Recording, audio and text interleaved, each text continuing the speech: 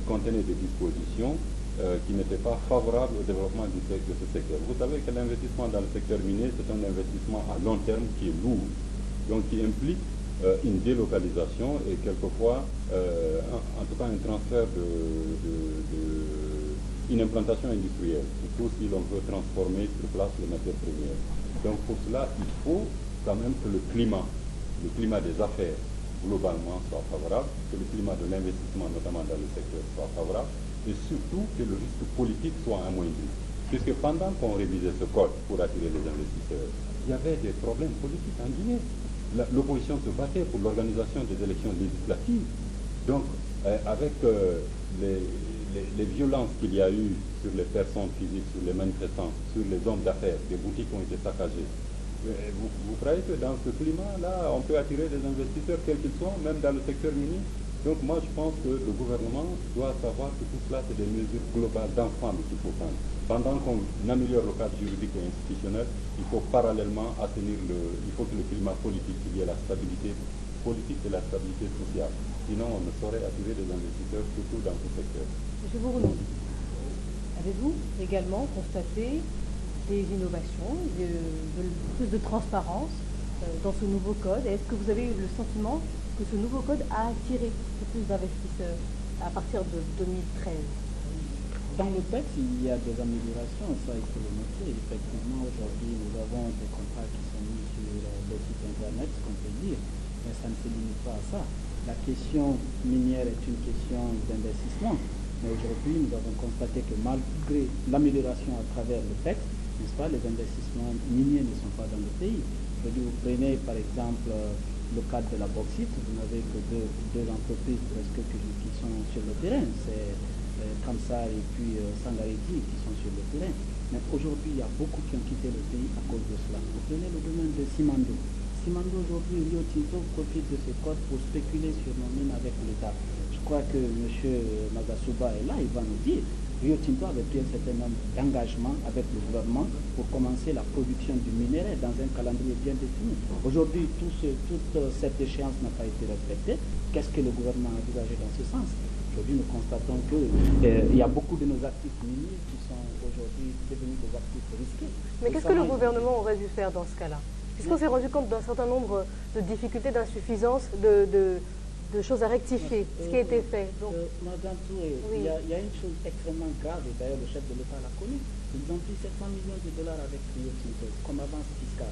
C'est-à-dire Rio Tinto va faire des années en Guinée sans payer d'impôts, n'est-ce pas? Et le taux qu'ils ont donné par rapport à... Le taux de pression, n'est-ce pas, est un taux fixe, d'ailleurs fixé au maximum.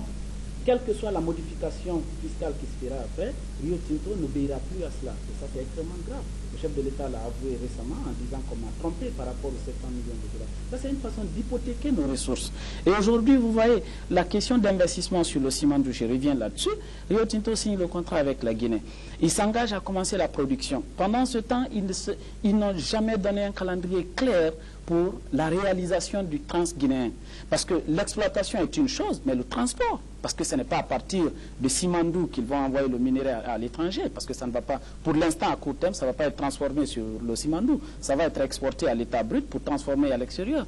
Le transguinéen n'est pas réalisé. Ils disent que c'est la succursale Rio Tinto Guinée qui va mobiliser les financements à travers des banques, n'est-ce pas, qui vont s'engager à cet effet.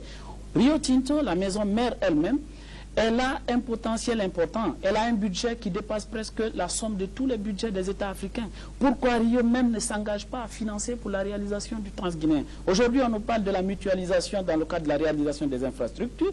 Dans le cadre des phrases, c'est très beau. Mais vous prenez plusieurs entreprises pour leur dire mutualisez vos moyens pour réaliser une infrastructure.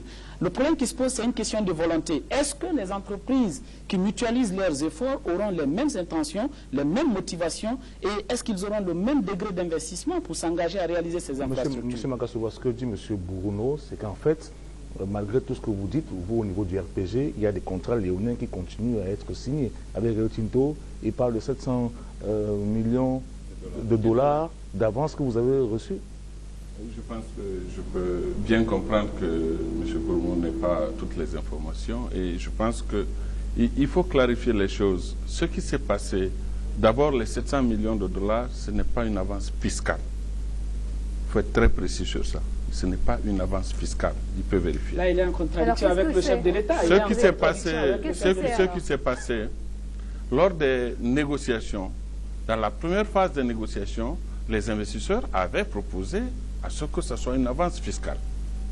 Et le chef de l'État lui-même a demandé à ce que cet état de fait soit corrigé. Et c'est ce qui a été le cas. Vous pouvez vous renseigner. Je pense que ça ne sert à rien qu'on polémique là-dessus. Donc, Rio Tinto continue à payer. Ils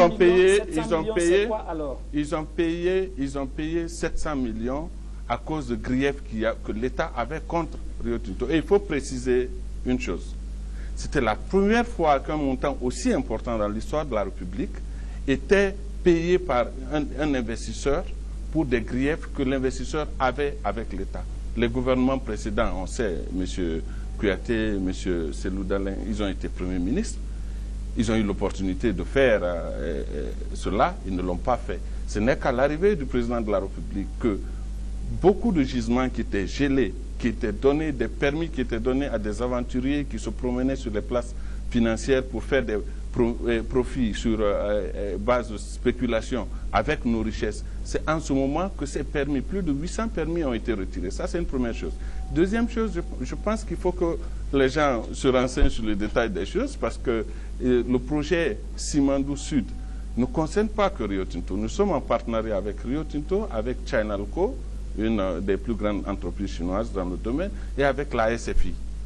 Est-ce qu'ils pensent que tous ces partenaires-là peuvent entrer dans des contrats léonins? Je ne pense pas du tout. Concernant le code minier, le processus qui a mené non seulement à la rédaction du code minier et à sa mise à jour a été un processus rigoureux qui a impliqué toutes les parties prenantes nationales, qui a impliqué une assistance technique étrangère. Et c'est normal pour un gouvernement d'écouter les parties prenantes. Et c'est ce qui a été fait en 2013 pour améliorer, rendre ce code minier encore plus attractif. Je pense qu'il faut mettre les choses à leur place. Il n'y a pas que 2 sociétés de bauxite qui sont en exercice, en opération en Guinée. Ça, ce n'est pas une vérité. Il y en a combien? L'exploitation. Il y en a combien? Écoutez, il y a plusieurs phases dans la réalisation de projets. Si vous prenez, je précise une chose. Pendant combien de temps, posez la question à M. Bromo, pendant combien de temps il n'y a pas eu de nouveaux projets dans ce secteur? Et depuis l'élection du président de la République, nous avons le projet GAC qui a été réactivé parce qu'il était complètement dormant avec Moubadala. Nous avons le projet COBAD avec les Russes qui a été réactivé. Nous avons la SMB, la Société minière de Bokeh, qui a commencé l'exploitation. Et il y a le projet d'extension de la CBG. Donc des projets en cours. Alors on va demander à Maître Diallo ce que compte faire le candidat Cellou Dalein Diallo, dans le cas où il serait élu, pour permettre l'exploitation rationnelle de nos ressources. Voilà. Merci. À ce niveau, je voudrais juste rappeler que en matière de gouvernance minière et surtout en matière de transparence dans la gestion des ressources minières, M. Cellou Dalein Diallo, candidat à l'élection, candidat à la présidence de la République, lorsqu'il était Premier ministre en 2005, c'est lui qui a signé l'adhésion de la Guinée à l'ITIE, à l'initiative pour la transparence des industries extractives. Donc, depuis 2005, la Guinée est membre de l'ITIE. Et rappelez-vous que Cellou Dalein a quitté la primature en 2006. Et de 2006, il a fallu attendre 2014 pour que la Guinée soit déclarée conforme à l'ITIE. Cela vous indique un peu la léthargie ou en tout cas le niveau de gouvernance, la qualité de la gouvernance minière dans notre pays. Donc en matière de transparence, Cellou Dalein est le précurseur aujourd'hui dans le cadre de la gestion minière. Maintenant, la politique minière que le candidat Cellou Dalein entend mettre en œuvre, entend définir et mettre en œuvre, c'est une politique basée sur 4 grands axes. Le premier axe, c'est améliorer le climat des investissements, d'abord dans le secteur. Améliorer le climat des investissements pour l'ensemble des secteurs, multisectoriels, mais surtout dans le secteur minier, puisque c'est un secteur qui peut servir de catalyseur pour le développement des autres secteurs, notamment l'agriculture. Ça, c'est un premier point. Le deuxième axe que le candidat Cellou Dalein entend développer et promouvoir, c'est l'axe relatif au financement des infrastructures. C'est-à-dire que pour que l'exploitation minière puisse être réalisée convenablement, il est important que les infrastructures connexes aux industries extractives soient réalisées. Et sur ce point, je voudrais m'arrêter sur ce qui a retardé un peu le projet Rio Tinto, entre autres, par rapport au Transguinéen. C'est juste une excursion. C'est parce qu'à un moment donné, le gouvernement guinéen a voulu avoir la propriété des infrastructures. Or, ça, ce n'est pas possible puisqu'on n'a pas les moyens de financer un tel projet qui coûte plus de 5 milliards de dollars. Merci, donc, maître. Je voudrais terminer par les deux derniers axes avec votre permission. C'est pour ça que je les résume. Le troisième axe, c'est par rapport au soutien de l'exploitation artisanale de l'or et du diamant. Et en même temps faire en sorte que la détérioration, puisque cette exploitation artisanale cause d'énormes dégâts à l'environnement, notamment en Haute-Guinée. Donc, le candidat Cellou Dalein Diallo entend les soutenir pour faire en sorte que l'exploitation soit rationnelle. Et en même temps, favoriser la valorisation, la transformation sur place des ressources naturelles pour créer plus de valeur ajoutée. Monsieur Bourgounot, on va plutôt aller du côté de l'accès à l'eau potable, parce que ça c'était l'un des aspects qu'on ne peut pas oublier, qui est important pour les populations. C'est vrai, mais par rapport quand même à l'eau potable, on voit bien que ce soit en milieu urbain ou en milieu rural, il y a d'énormes problèmes. On estime qu'un Guinéen sur 4 n'a pas accès à l'eau potable. Qu'est-ce que votre parti propose, notamment pour améliorer non seulement la production, mais la distribution d'eau? Pour cela, le PDN, le Parti de l'Espoir pour le Développement National, du candidat M. Lansana Kouyaté, a 3 programmes à mettre en œuvre. Le premier programme, c'est le programme d'adduction d'eau potable des villes, le PAI pauvre. Ce programme permettra non seulement d'assurer à l'horizon 2020 la totale couverture des villes, de l'ensemble de nos villes, une adduction en eau potable.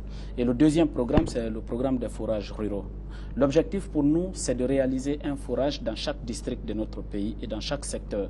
Parce qu'aujourd'hui, nous disons que la Guinée est le château d'eau de l'Afrique de l'Ouest. Mais les Guinéens n'ont pas accès à cette eau. Parce que l'eau que nous buvons n'est pas de l'eau potable. Alors pourquoi, jusque-là, nous sommes dans cette situation, il n'y a pas d'investissement énorme? L'une des rares fois que la Guinée a investi énormément dans le secteur d'eau, c'est en 2007-2008, quand M. Lansana Kouyaté était Premier ministre ici. Il a réalisé des projets que tout le monde a vus ici. Il y avait des zones ici comme Kobaya, la zone de Kobaya, qui n'avait pas du tout d'eau potable. Il a réalisé un grand forage qui aujourd'hui permet à tous les citoyens environnants d'avoir accès à l'eau potable. Et le troisième programme que nous mettrons en place, c'est le programme d'aménagement des points d'eau, le PNAP. Actuellement, il y a un service national qui fonctionne dans ce sens, c'est le SNAP. Mais le SNAP va continuer ses activités, mais également nous mettrons en place ce programme. Et ce programme aura non seulement une finalité environnementale, mais aussi une finalité agricole. Parce qu'aujourd'hui, il faut permettre à travers l'atout que nous avons par rapport à nos cours d'eau, n'est-ce pas, pour faciliter aussi l'agriculture. Ensuite, il y a un phénomène qui frappe aujourd'hui nos cours d'eau. Il y a un ensablement qui ne dit pas son nom au niveau de l'ensemble de nos fleuves. Vous avez le fleuve Niger, qui est l'un des fleuves les plus importants du pays, mais à partir d'un certain nombre de saisons, il n'y a plus d'eau dans le fleuve. Donc, nous mettrons en place un programme de dragage, n'est-ce pas, de l'ensemble des cours d'eau pour permettre non seulement leur aménagement, pour que cet aménagement puisse servir non seulement aux activités agricoles, mais également que ce soit une source, n'est-ce pas, pour la fourniture d'eau potable à nos populations. Monsieur Bagasouba, la capacité de production actuelle, ou plutôt le besoin journalier actuel de la population, si on prend juste Conakry, s'approche des 300 000 mètres cubes par jour. On n'est pas encore à cette production-là. Où en êtes-vous et que comptez-vous atteindre? Écoutez, j'aimerais quand même qu'on ne déforme pas l'histoire. Il faut noter que en 2006, la Guinée était classée dernier pays en Afrique en termes de corruption. Et c'est pendant cette période-là, entre 2004 et 2006, que la plupart des permis miniers qui ont été annulés après l'audit du cadastre minier ont été signés. Il faut savoir, il faut été mis en place par le gouvernement de consensus. C'est à cette occasion que 77 titres miniers ont été retirés par des sociétés qui spéculaient sur des bourses. Excusez, quand on rentre dans la comparaison de 77 et de 800, je pense qu'il faut... Donc, il y a cela qu'il faut mentionner. Quand M. Bourmo parle de manque d'investissement dans le secteur, il pose la question pourquoi? Mais c'est à cause de la mauvaise gestion qu'il y a eu pendant toutes ces années où les ressources, au lieu d'être destinées au bien-être des populations, étaient destinées à autre chose. Et qu'est-ce qui a été fait pendant ce mandat? Il a été réalisé plus de 300 forages à l'intérieur du pays parce que c'est là-bas qu'il y a les problèmes les plus criards. Et pendant les 10 années précédentes, il y a eu à peine 1700 forages qui ont été réalisés dans ces sous-préfectures-là. À Conakry, nous ne sommes pas loin d'obtenir le financement du 4e projet eau pour justement faire face à la question de... Répondre totalement à la demande. Pas totalement la demande, mais en tout cas une grande partie de la demande. Et à Télémilé récemment, il y a une adduction d'eau qui a été inaugurée. En fait, tout ce qu'ils sont en train de proposer, nous avons déjà commencé à l'appliquer. Et nous avons fait mieux. Le président de la République a fait mieux en 5 ans que ce qu'ils ont réalisé en 50 ans. C'est ça la réalité. Et il ne faut pas la déformer. On va donner la parole à Maître Diallo. L'UFDG, quel est votre plan? Oui, là, par rapport au secteur de l'eau, ce que l'on peut noter déjà, c'est que depuis 5 ans, l'actuel gouvernement a eu d'énormes moyens financiers qui auraient permis non seulement de régler le problème de l'électricité, notamment à Conakry, mais surtout le problème d'eau. Mais plus d'1 milliard de dollars a été englouti dans le secteur de l'électricité. C'est vrai que nous avons Caleta, on s'en félicite, mais à quel coût? Et avant Caleta, combien le gouvernement a dépensé pour l'achat des groupes énergétiques qui ne fonctionnent pas? Et mieux, au lieu de ça, vous auriez pu investir dans le secteur de l'eau. L'eau, avec 100-200 millions de dollars, on aurait pu régler. Parce que ce que les téléspectateurs doivent savoir, en Guinée, surtout à Conakry, pour fournir de l'eau, c'est très facile. L'eau qui arrive à Conakry, c'est par gravitation. Donc on n'a même pas besoin de beaucoup de moyens pour envoyer de l'eau aux populations de Conakry. Ce n'est pas, je trouve, ce n'est pas responsable que l'on ne puisse pas régler le problème de l'eau dans une capitale qui est réputée être la capitale de l'Afrique, du château d'eau de l'Afrique occidentale. Merci beaucoup, monsieur. De réaliser 2300 forages, plus que ce qui a été réalisé pendant les 10 précédentes années. Merci monsieur d'avoir accepté de participer à cette première étape du débat. Et bien sûr, à présent, comme chaque jour, nous allons vous proposer de regarder le journal de campagne réalisé par nos correspondants et nos envoyés spéciaux en Guinée.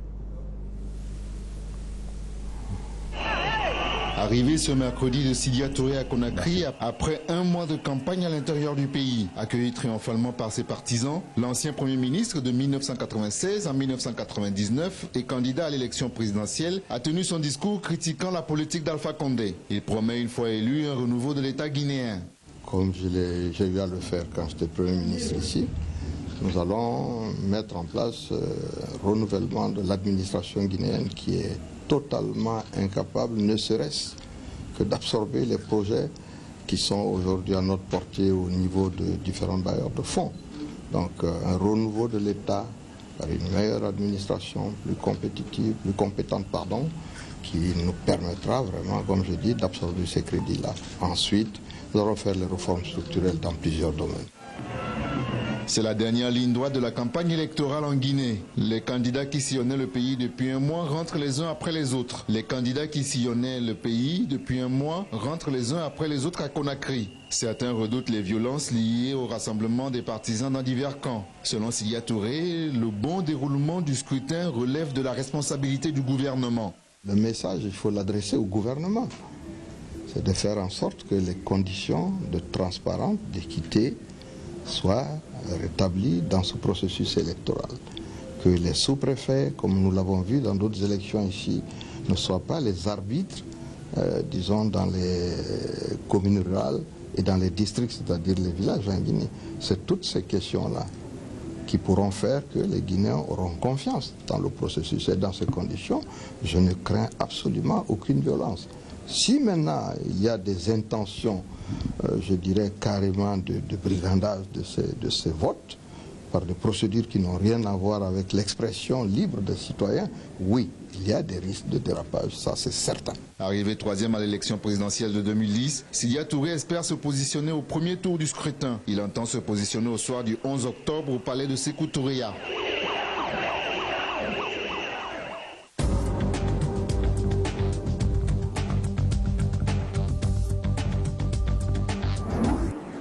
À quelques jours de l'élection présidentielle guinéenne du 11 octobre, l'association des Grands Mandingues et les imams de la Haute-Guinée se mobilisent en vue de prier pour que la paix règne dans le pays en cette période électorale.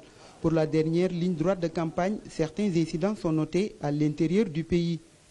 C'est à cause de ça qu'on a décidé d'appeler tous les imams de venir prier pour tout le peuple guinéen. En toute l'Afrique, là où il y a l'élection qui va venir, on prie Dieu que ça passe bien parce que la Côte d'Ivoire bientôt. On sait qu'il y a des autres pays, le Congo-Brazza, partout. Aujourd'hui, en Guinée, la prière qu'on fait ici, ce n'est pas seulement pour la Guinée. C'est pour tous nos camarades qui sont dans le monde entier. Il y a beaucoup de violence maintenant, même regarde l'Arabie Saoudite qui s'est passé là-bas. On prie Dieu que la prière qui va être faite aujourd'hui, qui va vraiment que Dieu nous aide. Parce que nous-mêmes, on ne sait pas où là donne la tête. Parce que quand tu entends aujourd'hui la Saoudie, il y a une situation catastrophe qui est là-bas. De leur côté, les jeunes du Forum national des partis politiques de Guinée se mobilisent pour sensibiliser la population. À leur initiative, une caravane a été lancée ce jeudi 8 octobre dans les rues de Conakry, la capitale guinéenne. Objectif, promouvoir la paix et la démocratie le jour du scrutin présidentiel du 11 octobre. Donc comme vous le voyez, c'est la caravane de sensibilisation pour le respect du code de bonne conduite des partis politiques, que l'ensemble des partis politiques ont eu l'aimabilité de signer. Donc nous rappelons ces articles afin de pousser les différents acteurs politiques à recourir à ce code électoral qui sera gage de paix, qui nous permettra d'avoir une élection démocratique, une élection crédible, une élection transparente au finish pour avoir une élection apaisée. Le collectif des jeunes des partis politiques s'engage à œuvrer pour le respect du verdict des urnes.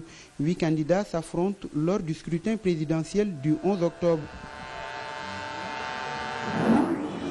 Kankan et Kouroussa, deux villes de la Haute-Guinée dans lesquelles le candidat du RPG, Alpha Condé, a tenu des meetings. Dans ces deux localités, le président sortant a posé la première pierre d'une centrale solaire d'une capacité de 8 MW.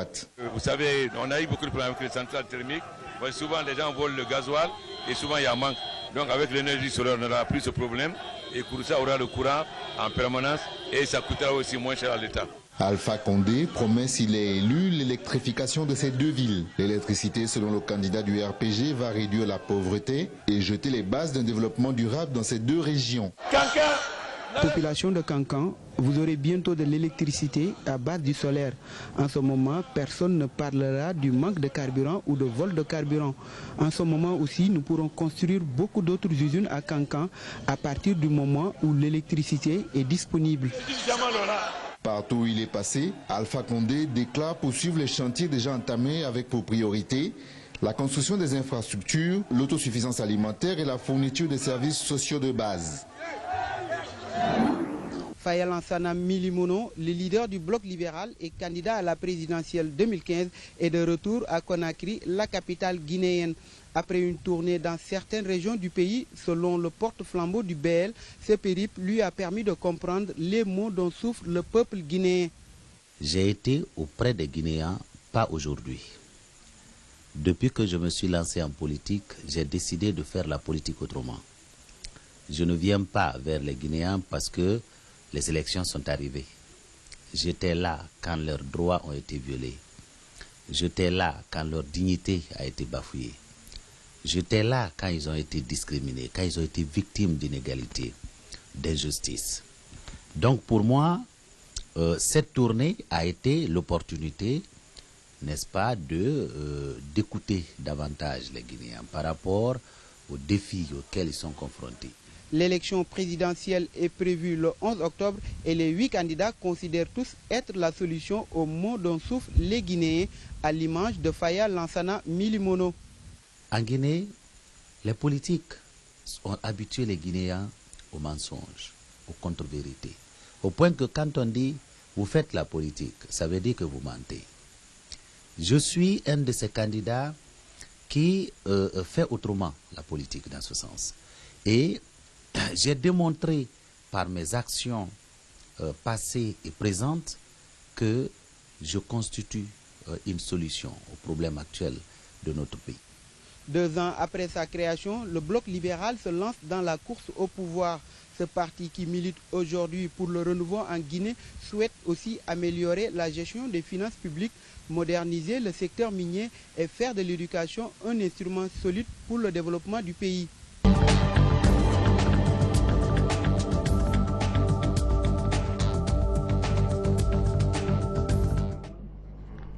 Chers téléspectateurs, vous êtes de retour sur le plateau d'Africa 24 en direct de Conakry en Guinée pour la seconde partie de cette émission spéciale avec de nouveaux invités, Thierry. Oui, Marie-Angèle, avec l'expert politique Ahmed Kourouma, bienvenue. Merci, bonjour, bienvenue. Nous sommes avec M. Souleymane Touré, administrateur civil, bienvenue. Merci, bonjour. Et M. Ibrahim Sori Makanera, qui est membre du bureau exécutif de l'Union des forces républicaines de Sidya Touré, bienvenue. Merci, messieurs. Et vous le savez, chers téléspectateurs, une adresse, guinée2015@africa24tv.com. Vous pouvez poser vos questions aux personnes qui sont sur ce plateau et nous relayerons l'information afin qu'elles puissent vous répondre. Nous sommes descendus dans les rues de Conakry pour recueillir l'avis des populations par rapport justement à ce thème sur la demande énergétique. Il y en a tellement de coupures chez nous qu'on ne peut même pas expliquer. Il y a de ce quartier ici qui peuvent faire un mois sans avoir de l'eau potable. Ça, je suis désolé, mais non. Ce pays, c'est vraiment le château d'eau d'Afrique, soi-disant.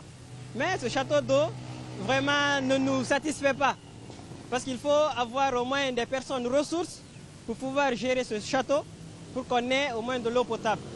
Mais la population guinéenne, si on est dans les villes, si on est partout, vous verrez des gens, des bidons sur la tête, ils se promènent de point en point. De 2000 à 2010, je pense que la Guinée dispose de suffisamment assez d'eau potable par rapport à la construction des forages à Conakry à l'intérieur du pays.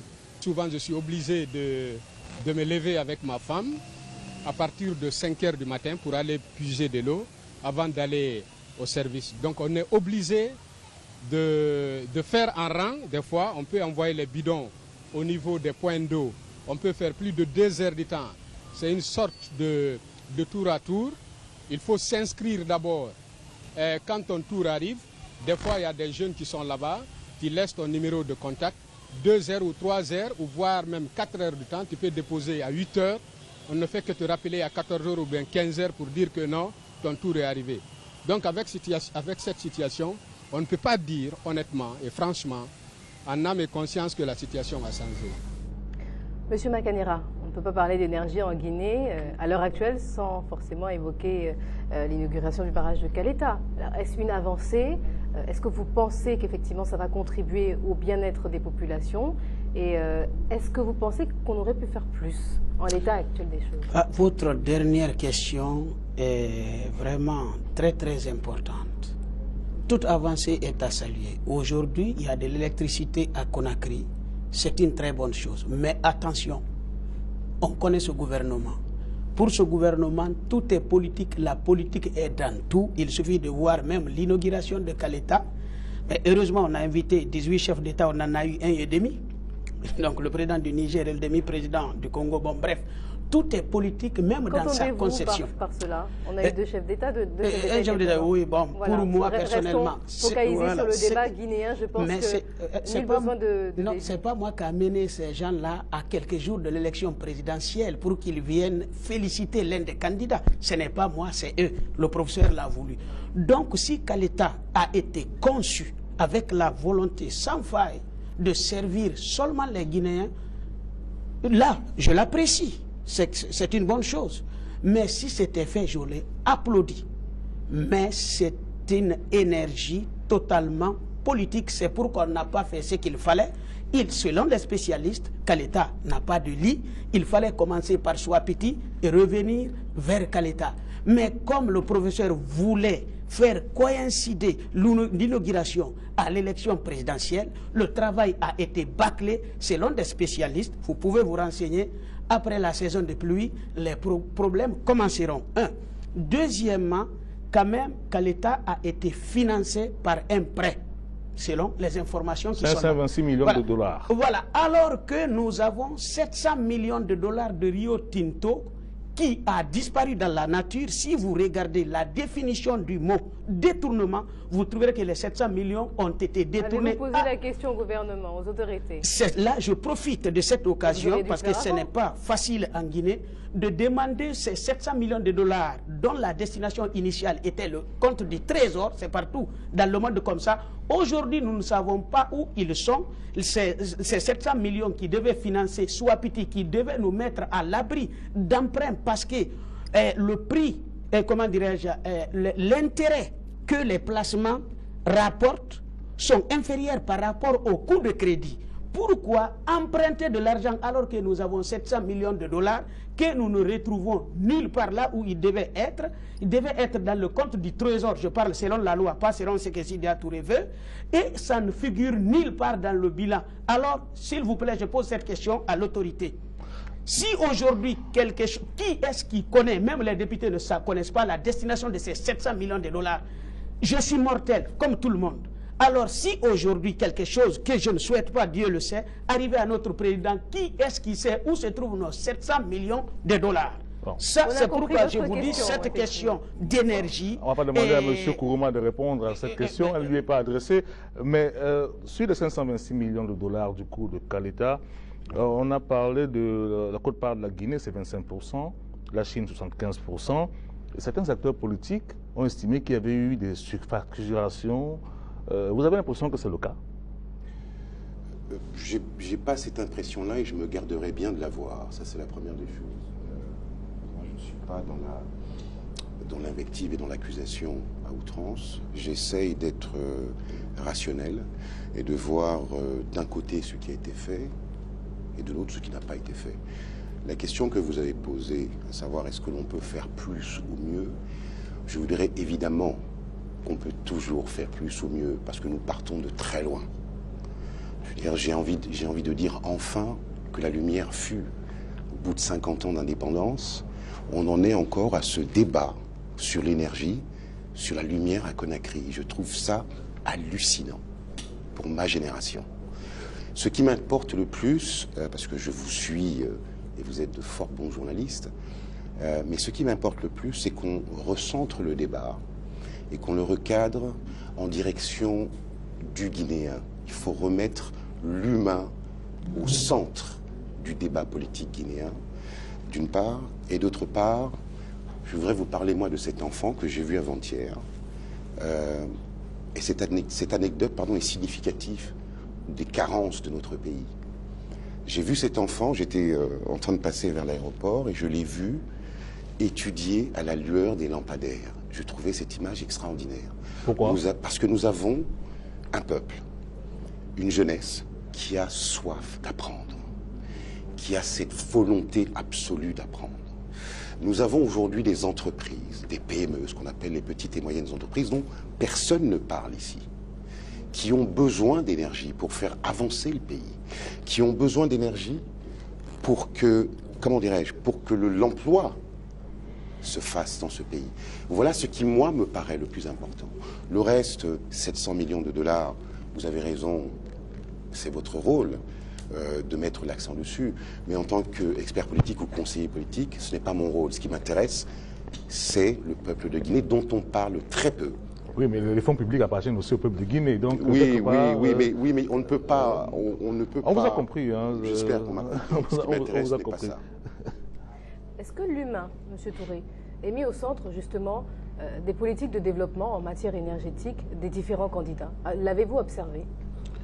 Écoutez, parler du programme présidentiel des candidats, surtout dans cette période de campagne, est un peu difficile parce que quand on écoute les différents représentants des candidats qui passent dans les chaînes de télévision ou à la radio, on a l'impression qu'ils passent tout à fait à côté. Ils sont plutôt dans des débats qui ne portent pas sur leur programme présidentiel, mais plutôt sur leur personne. Alors que l'enjeu de développement qui se pose en Guinée est réel. Aujourd'hui, ils prétendent à l'alternance, c'est-à-dire à succéder à M. Alpha Condé. Mais quand on regarde surtout le domaine dont on est en train de parler, qui porte sur l'énergie, on constate que la Guinée est dotée de ressources assez diversifiées. Aujourd'hui, Caleta rentre comme un acquis pour la Guinée, parce que Caleta vient booster une réalité qui était constatable, on peut le dire ainsi. S'il y avait un déficit énergétique à un moment donné, il est clair que Caleta a augmenté substantiellement la réalité d'électrification dans les zones. On ne peut pas citer, je vais vous citer quelques exemples de potentialités dont regorge la Guinée. On est en train de parler des barrages hydroélectriques. Vous allez voir par exemple que le potentiel hydroélectrique de la Guinée est de 6000 MW. Et sur les 6000 MW, seuls 2% sont exploités.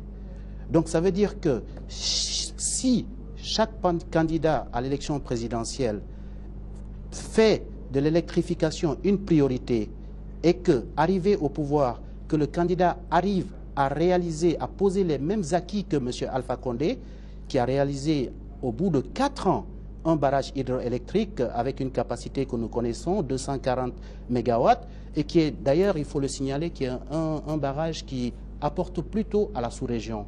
Donc c'est pour dire que... C'est d'ailleurs la question que j'allais poser à M. C'est pour dire que la Guinée, aujourd'hui, se place au devant du développement énergétique en Guinée. Et il faut le saluer. Oui, mais la question qu'on peut se poser, je vois là que dans les projets à venir, il est question que le barrage de Caleta serve, par exemple, à pouvoir interconnecter les réseaux sénégalais, bissau-guinéens, la Gambie, qui de la Guinée. Parce que Caleta ne suffit pas, à lui seul, à pouvoir régler les problèmes énergétiques de votre pays. C'est pourquoi j'ai commencé par dire pourquoi on n'a pas fait du bon travail en prenant Caleta a coûté 2 fois moins que nos 700 millions de dollars qui ont disparu dans la nature. C'est une réalité.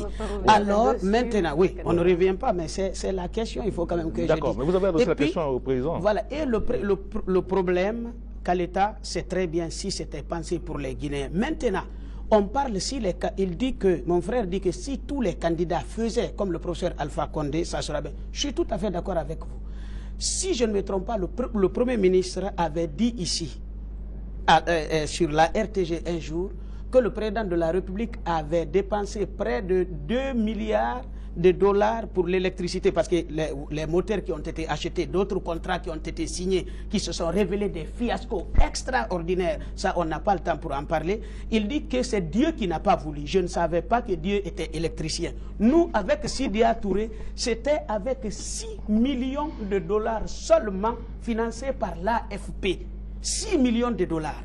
Imaginez si Sidya Touré avait ces 2 milliards pour électrifier. C'est qu'il aurait pu faire. Faites le calcul vous-même, 6 millions de dollars. Mais je vous pose la question, oui. Monsieur Makanera. J'ai posé la question de savoir pourquoi est-ce qu'on va envoyer de l'électricité guinéenne du côté des pays frontaliers alors que dans votre propre pays, il y a toujours des problèmes. Mais vous savez, ce régime nous a habitués à des déclarations pompeuses et creuses. Ça a toujours été comme ça. Ils nous disent que notre code minier est le meilleur au monde. Je veux poser cette question à mon frère. Quelle étude scientifique impartiale a abouti à ce résultat, hein? Et deuxièmement, il faut savoir que la forme juridique d'exploitation minière actuelle de la Guinée a été abandonnée par d'autres pays depuis les années 60.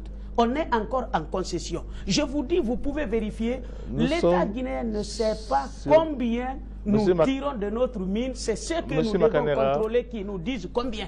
Alors votre avancée se trouve où? Alors, monsieur Koum, le problème, c'est que vous posez effectivement des questions à des personnes qui ne peuvent pas y répondre. Alors, il faudrait mieux parler. En l'occurrence, c'était la mouvance. Je peux donner mon avis. Non, oui, c'est pas une question de mouvance ou une question d'opposition. Ce qu'il faut préciser, nous sommes avant tout des citoyens guinéens. Toute réalisation qui est faite par un parti politique, c'est à l'avantage du peuple de Guinée. Donc ça, c'est un acquis. Que ça soit aujourd'hui, il est clair que personne, ils sont dans la conquête du pouvoir. Ils veulent tous avoir le pouvoir. Pour revenir à la question de M. Thierry, qui demande pourquoi on interconnecte le réseau sénégalais ou bien il faut prendre d'abord l'origine de ce projet. Ce projet est tiré de l'OMVS que vous connaissez certainement. Donc c'est un projet sous-régional. Mais la Guinée a la chance de regorger toute cette ressource énergétique. Donc pour réaliser ces acquis aujourd'hui, il est impensable que la Guinée peut être mise à côté. Bien que la réalisation, la construction de ces barrages permet à la Guinée d'engranger aussi des bénéfices. Parce que si l'énergie est produite ici et vendue au Sénégal, dans le cadre de l'intégration sous-régionale, c'est un acquis. Maintenant, pour revenir maintenant à la consommation que Mme Angel avait posée, il est nécessaire de préciser que, qu'on le veuille ou pas, bien avant qu'à l'État, vous allez voir que la consommation d'électricité en Guinée était très faible. Le secteur minier seulement, vous consommez 47%. Les ménages, vous prenez 31%. Et avec la venue de Kalota, vous le constatez, vous sortez aujourd'hui, vous marchez de Conakry 1 jusqu'au kilomètre 36, vous allez constater que même la journée, il y a des activités qui se créent, des petites entreprises qui se créent. Donc le peuple est en train de ressentir ce changement. Et ça, que Alpha Condé soit là aujourd'hui, qu'il ne soit pas là demain, le peuple salue cette initiative. Et je suis sûr que Sisidia qui était là, qui en 96 avait fait pareil, parce que il était venu, il a acheté des groupes électrogènes, et ces groupes électrogènes, pendant une certaine période, a électrifié la ville de Conakry. C'est ce qui fait la notoriété publique de Sidia aujourd'hui. Donc nos hommes politiques doivent intégrer ces différentes priorités dans leur programme présidentiel au bénéfice du peuple de Guinée, non dans une querelle de personnalité politique. Monsieur Kourouma, peut-on avoir d'autres alternatives? Je joins cette question à la réaction d'une téléspectatrice, Abietou, de Conakry, qui demande si il est possible en Guinée de promouvoir par exemple l'exploitation de l'énergie thermique et le gaz naturel dans les foyers au lieu d'utiliser du charbon par exemple. Tout à fait, il y a d'autres alternatives, tout à fait. Il y a aussi les mini-barrages qui sont importants. On ne peut pas, on parle de Kaleta qui est le faire-valoir, le fer de lance aujourd'hui, puisque c'est l'un des barrages qui a été réalisé. Mais effectivement, il y a d'autres sources d'énergie à pourvoir. Cela étant, en Guinée, on a toujours l'habitude de mettre les problèmes sous le paillasson et puis de se gargariser de certaines choses. Ce qui m'intéresse, moi, au-delà de Kaleta, il y a le transport d'électricité.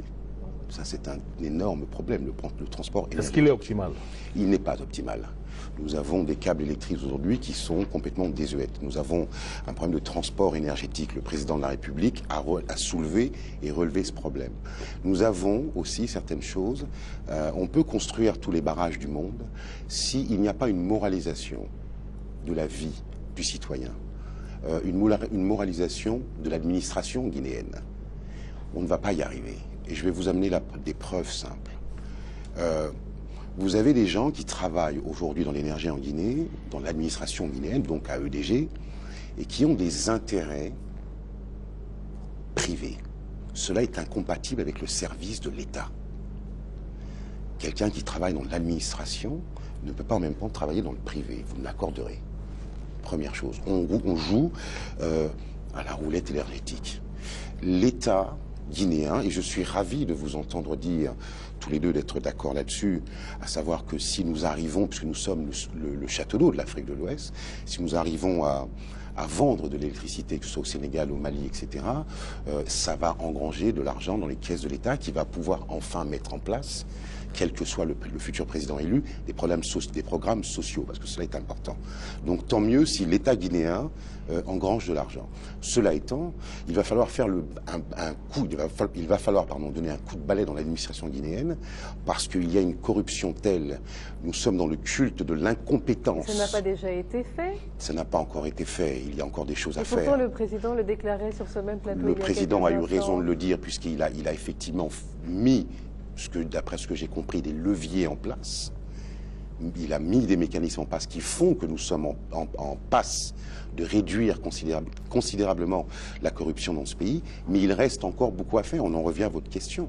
On peut toujours faire mieux, et il faut le faire. Il y a un problème générationnel dans ce pays. Nous avons un problème avec l'administration, avec ceux qui travaillent pour l'État, qui n'ont pas une morale ou une conscience de l'État et du bien collectif ou du bien commun. Et cela est important pour moi. Monsieur Sori Makanera, vous avez beaucoup critiqué l'action du RPG par rapport à justement la demande énergétique. Qu'est-ce que vous comptez faire au niveau de l'UFR pour résorber tout ce déficit? Et une seule phrase, étant le secrétaire fédéral de l'UFR France, membre du bureau exécutif national, j'avais salué la déclaration de politique générale du président Alpha Condé publiée sur mon site devant Sidia. Son ambassadeur qui était aux États-Unis m'appelle et dit: tu n'as pas pris de risque. J'ai dit pour moi que la Guinée avance. Si c'est par Alpha Condé, je l'approuve et je l'applaudis. Il y a eu 12 000 vues. S'il travaillait honnêtement pour ce pays, je serais son premier défenseur. Je suis le premier défenseur aujourd'hui, je le dis, l'un des premiers défenseurs de votre ambassadeur de Guinée, notre ambassadeur de Guinée en France, parce que c'est un grand cadre. Donc, je vais vous dire, ce n'est pas par mauvaise foi. C'est pourquoi j'ai dit ça. Alors, par là, nous pouvons faire beaucoup mieux, en commençant par tirer les conséquences de ce que nous constatons de mauvais. Le président de la République, le 1er mai, lui-même a dit que les 50% de ses ministres sont des incompétents, des vauriens. Est-ce qu'il en a tiré les conséquences? Absolument pas. Si on avait dit que son compte bancaire était menacé par les encore une fois, vous vous éloignez du débat. On nous demande ce que M. Sidia Touré propose. Ce que Sidia Touré propose, d'abord, il recrute des fonctionnaires compétents. Et s'il constate qu'ils sont incompétents, il les enlève avant de le déclarer. Il ne va jamais dire que les 50% de ses fonctionnaires sont des incompétents, puis il les garde. En matière de développement énergétique. Développement énergétique, je vous rappelle que Sidia Touré est venu ici expérimenter en la matière. Il a participé à l'électrification de la Côte d'Ivoire. Je vous ai dit ici, c'est un domaine qu'il connaît beaucoup mieux que quiconque. Ici, avec 6 millions de dollars, il a électrifié ce pays pendant plusieurs années. On ne parle pas du passé, on est dans la perspective. C'est-à-dire, pourquoi moi je parle du passé? Nous sommes tous dans le domaine, et comment dirais des promesses. Si c'est des promesses, et le RPG est champion. C'est pourquoi je montre d'abord ce que nous avons fait. Qu'il a construit un barrage. Alors, est-ce que vous avez, maintenant, du barrage? Nous allons créer, bien entendu, des barrages, des petits barrages, comme ça se fait au Maroc. La tentation, cette tentation d'engloutir non seulement le problème de transport sera minimisée, mais plus le barrage est grand en Guinée, plus la tentation de corruption est là. C'est pourquoi Garafili n'a jamais marché. Petit barrage, combien de mégawatts par exemple?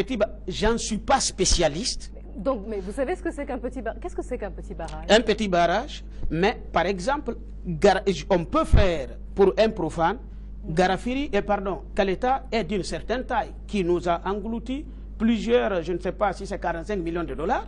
On peut faire un barrage aux besoins d'une ville comme Bokeh, qui va engloutir beaucoup moins parce que Kaleta est faite, comme ils le disent, pour la Guinée et pour les autres pays. Juste avant une réaction, au lieu de construire plusieurs petits barrages, qui reviendraient forcément plus cher que de construire un grand barrage. Pas forcément, absolument pas forcément, Thierry, parce que ça dépend combien de barrages nous faisons et que l'expérience des gros barrages, nous le savons, que Kaleta ou Garafiri, ils bouffent tout l'argent et puis on se retrouve. Pourquoi Garafiri n'a jamais marché? Ok, on a compris votre point de vue. Monsieur Souleymane Touré, quel pourrait être le plan du prochain président, parce que vous n'avez pas d'affiliation politique officielle ici, le prochain président qui va être élu, si vous devriez lui donner un conseil, il serait lequel? Écoutez, je souhaite que avant de répondre à votre question, je prendrai quelques secondes pour argumenter ce que M. Kourouma a dit, qui porte sur la question de Madame, sur la diversification du domaine énergétique. Il faut remarquer que dans l'exploitation des ressources forestières, il est estimé 30 millions de mètres cubes de bois par an en Guinée. Coupé? C'est-à-dire dans le domaine énergétique, c'est que le peuple utilise en réalité. Et aussi, on a un potentiel d'énergie solaire. On a vu tout récemment, il n'y a même pas plus de 3 jours, que le président de la République a inauguré à Kankan la mise en place et la création d'un site d'énergie solaire qui va alimenter la ville de Conakry. Et pour revenir aussi sur les dégradations portant sur le transport et la production, il faut reconnaître qu'il y a eu des réalisations qui ont été faites sous le quinquennat du président Alpha Condé. Et ces réalisations ont porté sur la réhabilitation et l'extension de certains réseaux, dont la commune de Matoto, de Ratoma et de Kaloum, aussi avec la réhabilitation de certaines centrales dans les capitales régionales, comme Kankan, Zérékouré et Labé, Farana aussi. Maintenant, pour revenir à votre question, il faut se dire qu'en Guinée, je conseille certainement, je ne peux pas être le conseiller du président, mais comme vous me donnez l'opportunité, je dirais au prochain président de regarder la Guinée en face. La Guinée a traversé assez de difficultés. C'est vrai que la Guinée a échappé à certaines crises qui avaient secoué le domaine de l'énergétique pendant 20 ans. Mais aujourd'hui, la Guinée est en train de se relever. Donc, il faudra que le prochain président inscrit son action gouvernementale dans la continuité et dans le renforcement des acquis qui sont posés par son prédécesseur. Et si c'est le président Alpha Condé, je souhaite qu'il, comme il l'a annoncé le jour de l'inauguration, qu'il arrive à construire Soapeti et Amaria, en tout cas pour booster le domaine énergétique guinéen. Merci beaucoup, monsieur. Merci pour cette deuxième partie qui s'achève. Et dans quelques instants, donc, nos invités vont quitter ce plateau et nous recevrons le candidat Faya Lansana Milimounho qui viendra justement discuter des mêmes questions sur ce plateau. A tout de suite. Merci. Merci à vous. Merci infiniment. Merci.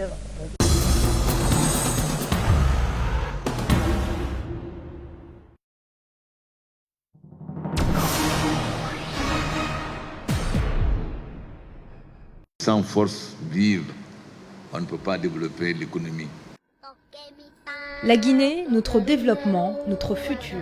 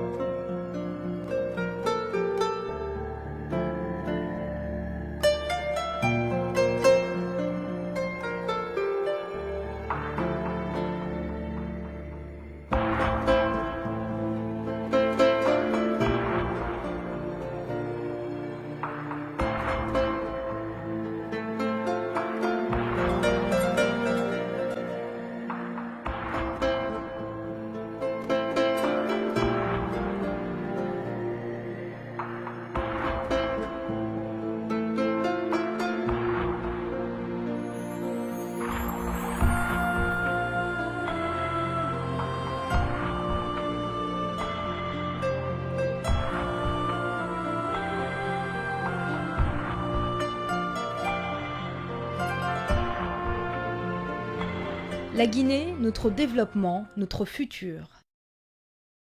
Samori Média Connexion, éditeur du magazine Notre Afrique, vous invite à la deuxième édition du Rebranding Africa Forum.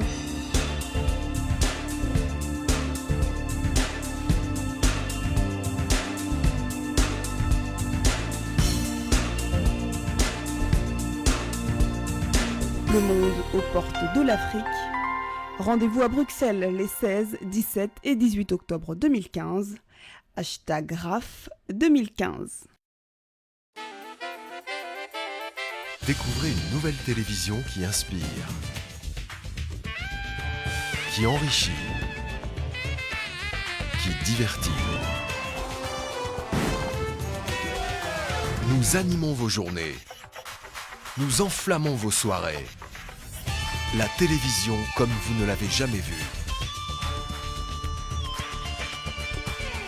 Vous êtes sur Edan.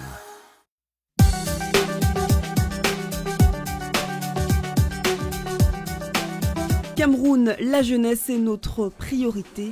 Au Cameroun, la jeunesse représente la majorité de la population et la priorité de l'action publique. Le nouveau plan d'action d'urgence et l'application du nouveau plan économique national visent à renforcer le potentiel de la jeunesse du Cameroun en offrant de nouvelles créations d'emplois dans tous les secteurs, le renforcement de la création des entreprises par tous les jeunes citoyens, le développement d'une action forte pour les jeunes dans tous les métiers, l'appui et une coordination renforcée de toutes les agences publiques au service de l'emploi des jeunes. Au Cameroun, la jeunesse est un atout et la priorité de l'action publique.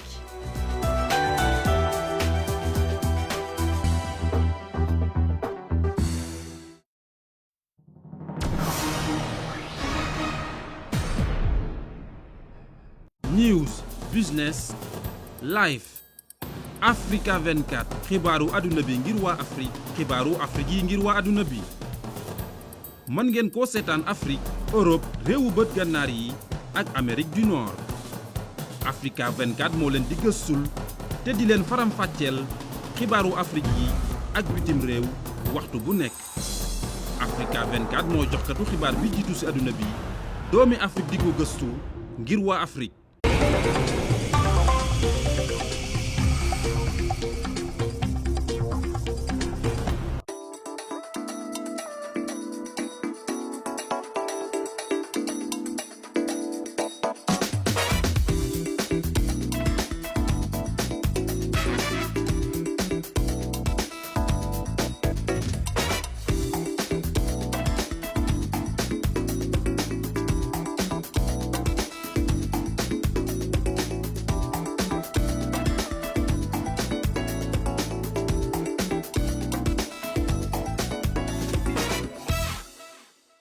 News, business, life.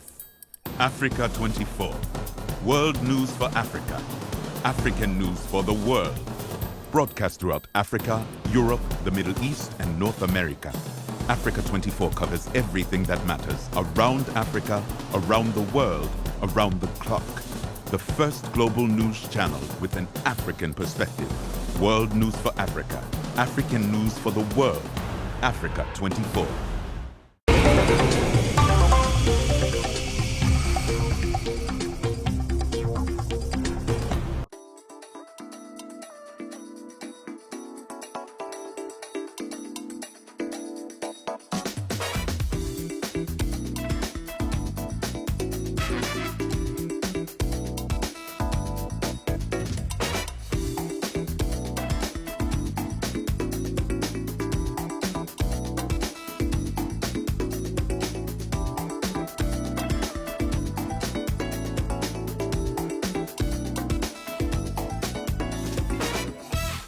News, business, life. África 24, las noticias del mundo para África y las noticias de África para el mundo. África 24 disponible en África, Europa, Oriente Medio y América del Norte. África 24 le brinda un análisis exhaustivo de las noticias de África y el mundo en cada hora. África 24 es el primer canal global de noticias para África y por África. África 24, las noticias del mundo para África y las noticias de África para el mundo.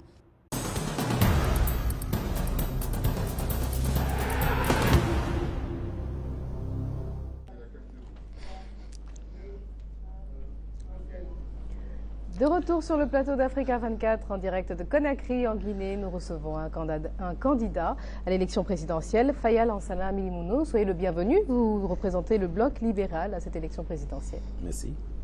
Alors nous allons bien sûr, Thierry, discuter avec vous de votre programme de campagne et effectivement de votre perception de la campagne électorale.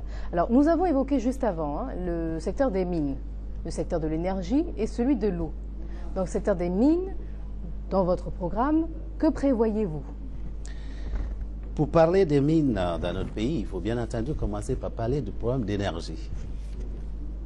Parce que dans notre pays aujourd'hui, nous consommons la principale source d'énergie dans notre pays aujourd'hui, c'est le charbon de bois. Dans tous les foyers de Guinée, y compris dans les foyers de ministres, c'est du charbon du bois qu'on utilise. Cela fait reculer tous les ans, n'est-ce pas, des mètres de forêt. La Guinée forestière, d'où je suis originaire, n'existe plus. C'est la Guinée du Sud. Donc il faut s'attaquer au problème d'énergie dans notre pays. Nous avons plusieurs sources d'énergie. Le solaire existe. Nous pouvons aujourd'hui exploiter le solaire, surtout en Haute-Guinée où il fait beaucoup de soleil. L'éolienne aussi peut être exploitée dans la côte. Et puis, l'hydroélectrique. Je crois que nous avons sur l'étendue du territoire national beaucoup de potentiel, des micro-barrages qui peuvent être construits un peu partout à travers le pays. Donc, pour nous, il faut, pour s'attaquer véritablement à la question de mines dans notre pays, réussir à avoir suffisamment d'énergie. Je suis inspiré par rapport à la question d'énergie à un monsieur qui a été Premier ministre au Québec. Il avait 29 ans. Celui qui a réalisé la baie James. Il a dit aux Québécois, on ne sera pas une des nations développées dans l'hémisphère nord si nous n'avons pas, dans les 20 prochaines années, l'énergie en abondance. Ça a été dur, il y est arrivé. La Guinée a autant de potentiel que le Québec. Et si aujourd'hui, nous arrivons à attaquer le problème en utilisant toutes les sources d'énergie, c'est-à-dire l'éolienne, l'eau solaire, l'hydro, nous pouvons arriver à satisfaire en un temps record, n'est-ce pas, non seulement les besoins domestiques, mais aussi les besoins industriels. Parce que pour que les Guinéens bénéficient de leur sous-sol, de toutes les mines que nous avons dans notre sous-sol, il faudrait que nous soyons un jour capables de transformer, n'est-ce pas, notre bauxite en alumine, de l'alumine en aluminium. On n'y pense pas, chacun se contente de prendre la terre rouge pour envoyer en Europe, en Amérique ou en Asie. Et cela va créer de l'emploi ailleurs. Et pendant ce temps, nos enfants sont en train de mourir ici de chômage. Monsieur Faya Minimouno, j'ai parcouru un peu votre programme de campagne et c'est vrai que vous ne parlez pas beaucoup des mines. Votre pays regorge quand même d'importantes ressources en bauxite, vous en avez parlé là, diamants, de l'or, du cuivre, mais dans votre programme de campagne, vous n'en parlez pas du tout. Vous avez effectivement focalisé sur l'énergie électrique. Comment est-ce que vous pouvez bâtir un programme de campagne sans même consacrer un programme, une partie de ce programme, un chapitre, à ce qui va faire la richesse même de vos concitoyens demain? Écoutez, je crois que vous avez manqué peut-être d'intention de voir que la dimension minière existe dans notre programme de campagne. Sauf que nous pensons que la Guinée, telle que nous sommes en train d'exploiter nos mines aujourd'hui, c'est un gâchis. Vous comprenez? Il faut être responsable par rapport aux générations futures de notre pays. Nous sommes en train actuellement, si vous voulez, d'embarquer dans les wagons la terre guinéenne pour l'envoyer à l'extérieur. Il faut que nous soyons sérieux. Pour que nous bénéficions des richesses du sous-sol guinéen, il faut que nous nous dotions de ressources énergétiques nécessaires. Mais dans le cas où ce serait fait, justement? Dans le cas où ce serait fait, bien entendu, nous allons envisager effectivement la transformation sur place de nos recherches naturelles. Parce que aussi longtemps que nous ne serons pas capables d'exploiter sur place, de transformer sur place nos ressources naturelles, la bauxite, le fer, etc., eh bien, nous ne laissons pas dans la poche des Guinéens, n'est-ce pas, le profil de l'exploitation de ces ressources. On ne peut pas imaginer transformer localement les ressources tirées du sol en 5 ans. Je sais que ça ne va pas se faire en 5 ans, mais il faut que les bases soient jetées pour que dans 10 ans, je suis candidat pour avoir, n'est-ce pas, un mandat de 5 ans.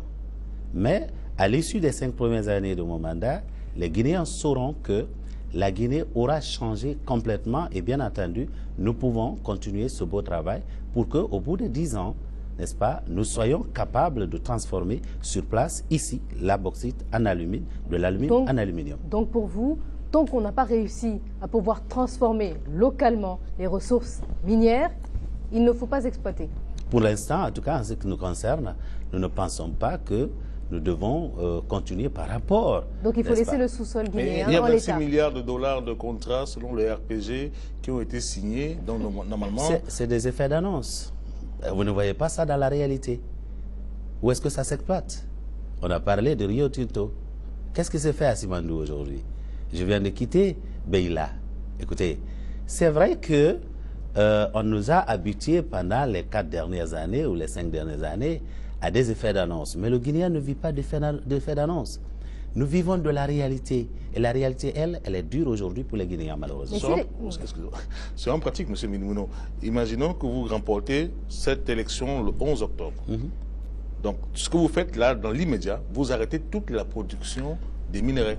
Écoutez, peut-être que nous n'arrêterons pas brusquement toute la production, mais ce que nous savons, c'est que nous rencontrerons tous nos partenaires pour qu'ensemble, parce que bien entendu, pour développer les ressources énergétiques de notre pays, nous avons besoin de partenariat. Vous comprenez? Nous avons besoin de partenariat.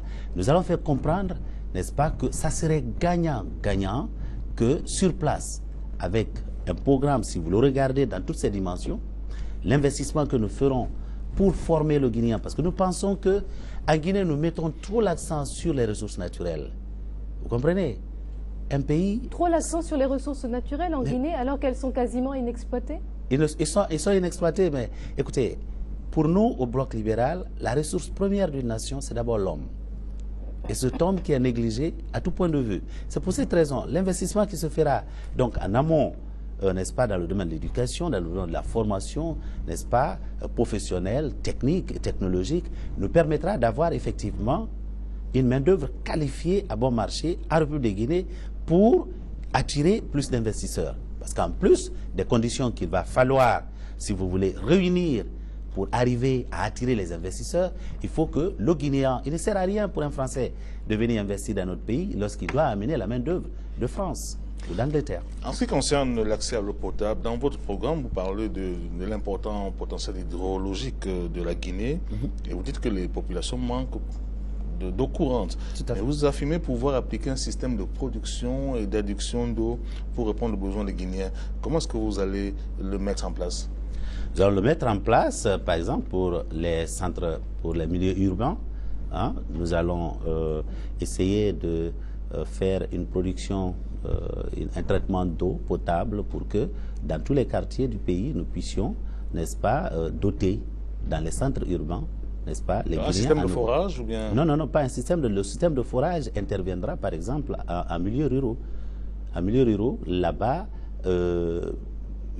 nous pouvons, parce que si nous voulons faire de l'adduction d'eau pour une localité d'une dizaine de 1000 personnes, nous n'avons pas nécessairement besoin du même genre d'investissement que nous avons, n'est-ce pas, pour une ville comme Conakry, comme Kankan, comme Zéro-Corée. Donc, il y aura un système de forage, n'est-ce pas, pour des milieux ruraux.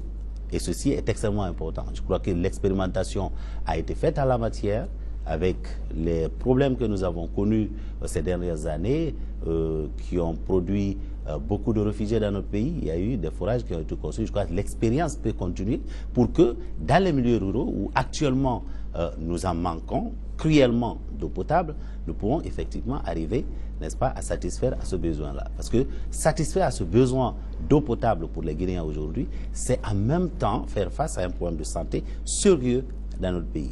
Le taux de mortalité infantile dans notre pays est des plus élevés et c'est dû directement à l'eau que nous consommons, n'est-ce pas, aux maladies diarrhéiques, etc., etc. Donc, c'est une question extrêmement importante pour la santé des Guinéens. Donc, vous comptez traiter l'eau potable et la rendre accessible aux Guinéens. Tout à fait. La question est de savoir comment, où trouver les fonds.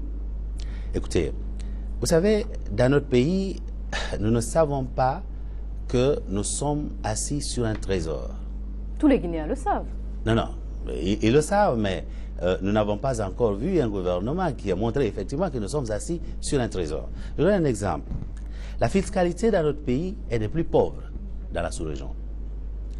Nous avons un gouvernement qui est en place actuellement qui pense que c'est en imposant sur le peu d'entrepreneurs qui existent que l'État peut renflouer les caisses pour faire face, n'est-ce pas, au développement des infrastructures dont les populations ont besoin. Nous pensons que dans beaucoup de secteurs actuellement où nous faisons très pauvrement en termes de fiscalité, nous pouvons arriver effectivement à avoir suffisamment d'argent pour financer un certain nombre de choses. Je vous donne un exemple. Vous prenez Conakry, vous êtes à Conakry, il y a beaucoup de villas à travers la ville de Conakry qui sont en majeure chose pour la plupart vides d'ailleurs.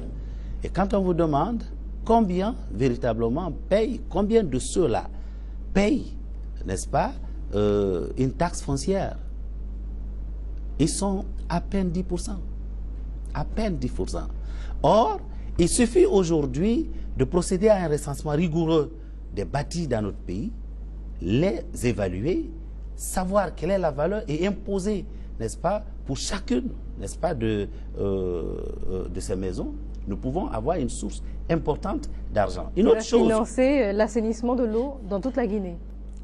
Bien entendu, en plus même de l'assainissement de l'eau, il y a bien d'autres choses. Il y a des infrastructures qui peuvent aujourd'hui être financées en allant chercher, n'est-ce pas, l'argent auprès de l'ensemble des Guinéens à travers des obligations, par exemple.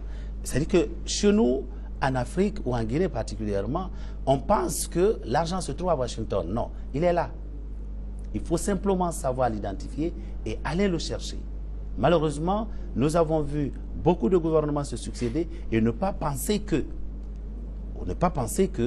la mobilisation, par exemple, de l'épargne pour l'investir dans le développement de notre pays est quelque chose d'extrêmement important. Et cela nécessite que nous créions les conditions pour cela. La mobilisation de l'épargne guinéenne, bien entendu, elle est faible. Le taux d'épargne en Guinée est faible. Oui, je sais que le taux d'épargne est faible, mais c'est quand vous considérez que les Guinéens ne sont que sur 245 857 km².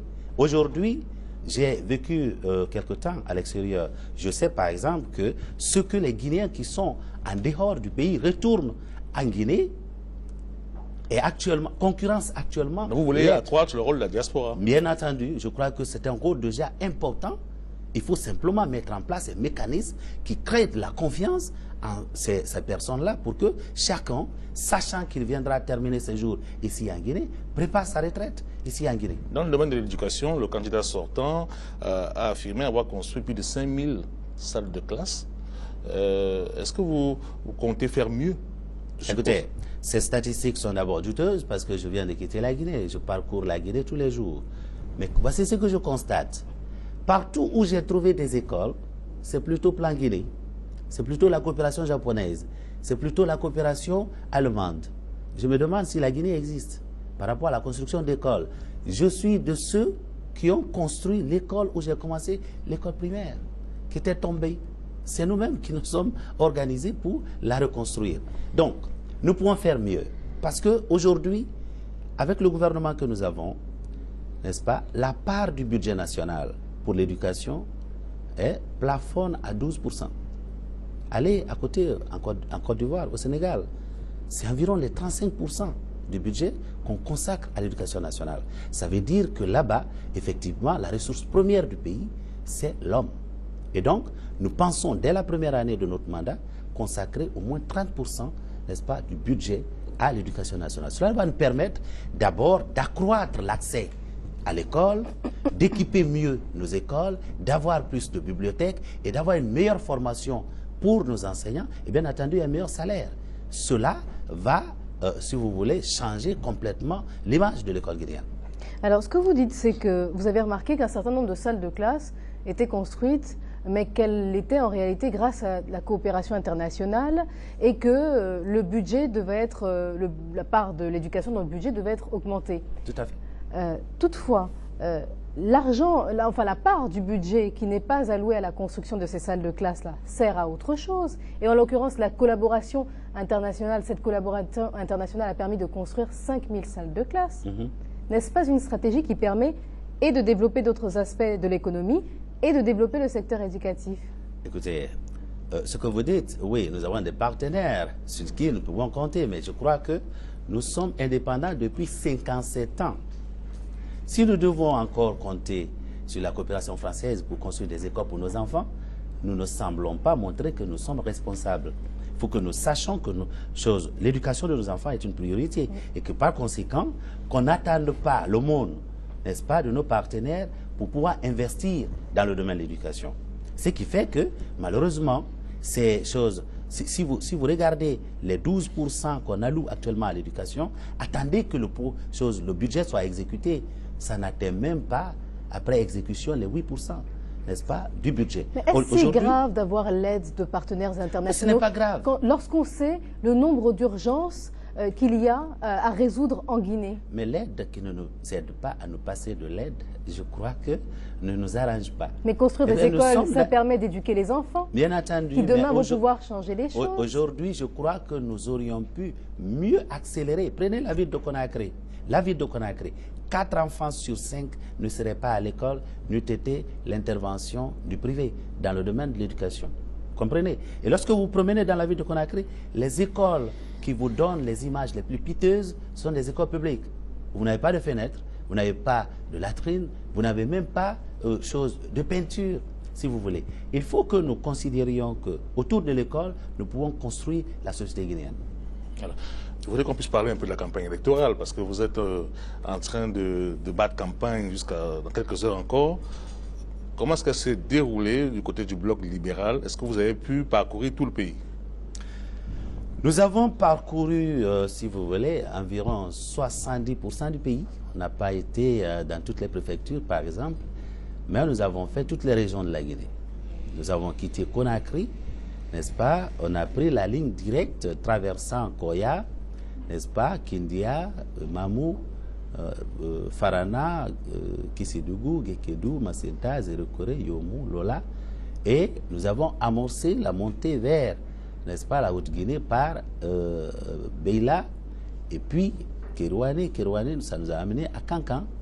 Kankan pour Kouroussa. Et puis nous sommes redescendus pour prendre l'axe du Fouta jusqu'à la baie. Et il y avait bien entendu autour de ma candidature un ensemble de partis politiques qui soutiennent aujourd'hui la candidature du Bloc libéral. Et donc, nous sommes répartis la tâche. Il y a donc certains leaders qui ont pris le chemin de certaines préfectures de la Basse-Côte que je n'ai pas pu couvrir, n'est-ce pas? Parce que je devais mettre plus de temps du côté de la Haute-Guinée, du côté de la forêt et dans certaines préfectures du Fouta. Et donc, il y a eu l'axe de la Basse-Côte qui a été couvert par certains certains partis politiques. Quels sont les partis, justement? Quels sont les leaders qui vous soutiennent? Parce que votre parti est jeune, hein, il a à peu près 2 ans. Il est jeune. 2 ans, donc c'est étonnant de se dire que vous avez réussi à fédérer autant. Bien entendu, il y a 8 partis politiques aujourd'hui autour du candidat du Bloc libéral dans une coalition qu'on a appelée la coalition pour la rupture. Il y a le parti cadre de Daniel Collier, il y a le parti FPDD de Moussa Dadis Camara, il y a le parti... Alliance stratégique? Excuse-moi? Alliance... ce plateau est francophone. Alliance stratégique. Mais ça doit être votre expérience dans les pays anglophones qui a fait ressortir ce côté. Oui. Donc, il y a le parti que dirige Mme Marie-Louise Kamano, docteur Alexis Wendeno, et puis le parti que dirige Thierno Mahmoud Ba, monsieur Jean Bien-Aimé Abba, etc. Donc il y a 8 partis politiques aujourd'hui qui ont convergé vers ma candidature dans le cadre d'une coalition des partis pour la rupture. Monsieur Faya Lansana Minimouno, depuis quand résidez-vous en Guinée? Depuis quand je réside en Guinée? Depuis que je suis né. En fait, j'ai grandi dans ma forêt natale. Vous avez passé beaucoup de temps à l'étranger. Non, vous venez de rentrer en Guinée, il n'y a pas longtemps, il y a 4 ans, 3-4 ans environ. Non, pas autant que j'ai passé en Guinée, parce que je peux vous dire brièvement comment j'ai évolué. J'ai fait mes études primaires dans mon village, les études secondaires au chef-lieu de ma sous-préfecture et les études universitaires que j'ai terminées ici, à Mania, où la même année je fus homologué et j'y ai enseigné pendant 6 ans. Vous comprenez? Ça, c'est à l'école normale supérieure de Mania ici. C'est en 1993 que j'ai été l'un des 2 récipiendaires des bourses d'excellence de la francophonie, n'est-ce pas, pour aller continuer mes études au Canada. J'ai fait donc ma maîtrise et le doctorat, et c'est seulement 10 ans que j'ai passé, n'est-ce pas, après ces études-là, aux États-Unis. Donc, j'ai passé plus de temps en Guinée qu'à l'extérieur. Oui, mais vous venez de rentrer en Guinée il n'y a pas très longtemps, votre parti est jeune. Est-ce que vous pensez que vous pouvez rivaliser avec des partis beaucoup plus anciens, dont certains leaders ont même eu à gérer, à diriger le pays? Nous sommes en train de le démontrer. Je crois que vous avez suivi mon parcours à l'intérieur du pays. Quand j'ai annoncé la candidature, qui n'était pas attendue d'ailleurs, pour beaucoup, je vous ai entendu aussi, c'était une candidature surprenante. Mais c'est aussi une victoire surprenante que nous allons avoir dans les jours qui vont suivre. Une victoire surprenante. Vous dites, M. Minimouno, qu'il faut que la priorité pour vous est de démanteler le système que vous avez trouvé en place. Tout à fait. Selon vous, il faut démanteler ce qui a été construit ces 5 dernières années pour construire la Guinée? Non, pas simplement ce qui a été construit ces 5 dernières années. Ça en fait partie. Quand j'ai annoncé ma candidature, j'ai dit, je ne viens pas simplement pour remplacer le président qui est là, même s'il mérite d'être remplacé. Mais je viens là pour remplacer un système qui a fait défaut. Depuis 57 ans, nous sommes indépendants. Mais d'année en année, le taux de pauvreté augmente dans notre pays. Il faudrait que nous attaquions le système qui est fait de corruption, un système qui est fait de népotisme, la politique qui est basée sur l'ethnocentrisme, sur le régionalisme, etc. Et la configuration des pouvoirs qui met quasiment l'ensemble des pouvoirs dans les mains d'une personne. Mais un système démocratique qui vous permet aujourd'hui d'être candidat à cette élection présidentielle, ce qui n'aurait peut-être pas été le cas avant votre départ de la Guinée. Bien entendu, ce n'est pas parce que ce système m'a permis d'être candidat qu'il est bon pour autant. Je crois que les Guinéens savent de quoi je parle. C'est pour cette raison, au cœur de notre projet, n'est-ce pas, que nous avons soumis au peuple de Guinée, il y a la question de la décentralisation qui est, n'est-ce pas, extrêmement importante. Aujourd'hui, en fait, tout se fait à Conakry. La Guinée, c'est comme Conakry. La seule politique, n'est-ce pas, que j'ai beaucoup appréciée avec le président Alpha Condé, mais qui a été également l'occasion d'accentuer les inégalités dans notre pays, c'est lorsqu'il a dit: la Guinée ne se limite pas à Conakry, désormais nous allons fêter, n'est-ce pas, la fête nationale à l'intérieur du pays. Alors nous l'avons vu partir tout de suite en 2012 à Bokeh, 5 préfectures pour 110 milliards de francs guinéens. Il est allé en forêt, 7 préfectures, 61 milliards de francs guinéens. L'année dernière, à Mamou, 3 préfectures pour 240 milliards de francs guinéens. Et bien cette année, c'est Kankan, 5 préfectures, 1100 milliards. Alors, ce que j'ai eu l'impression que ça aurait permis, si vous voulez, à la Guinée d'avancer, a été l'occasion d'accentuer les inégalités dans notre pays. Alors, M. Faya Lansana Milimouno, on va vous permettre d'adresser un message au peuple guinéen en regardant la caméra qui est juste en face de vous et de lui donner aux dernières recommandations avant la campagne, avant la fin de la campagne de l'élection du 11. Peuple de Guinée, c'est Faya Milimouno, que vous avez entendu, que vous avez vu à l'œuvre. Nous avons choisi de faire la politique autrement, parce que nous n'avons pas attendu d'être aujourd'hui en campagne électorale pour venir vers vous. Nous étions là quand votre dignité a été bafouée. Nous étions là quand vos droits ont été violés, quand vos libertés ont été limitées. Nous étions là quand vous vous êtes trouvés dans des situations d'épidémie, dans des situations de pauvreté extrême. Nous voulons continuer cela en votre nom et avec vous. Nous voulons finir avec la politique d'ethnocentrisme dans notre pays. Nous voulons finir avec le mensonge dans notre pays pour construire une nation dans laquelle tout le monde va se trouver à l'aise. Et donc, le jour des élections, je vous invite à voter pour le candidat Faya Milimouno que je suis. Ça sera la rupture avec tout ce que nous avons connu pendant les 57 premières années de notre indépendance. Faya Lansana Milimouno, candidat du Bloc libéral à l'élection présidentielle du 11 octobre. Merci d'avoir accepté de partager avec nos téléspectateurs votre vision, votre programme pour la Guinée de demain. C'est moi qui vous remercie. Merci également Thierry et merci à vous chers téléspectateurs. Nous recevrons lors de nos prochains débats d'autres candidats à cette élection présidentielle. Merci à vous et à bientôt.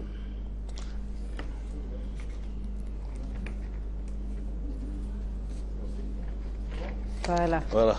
C'est bon, on a terminé. Okay.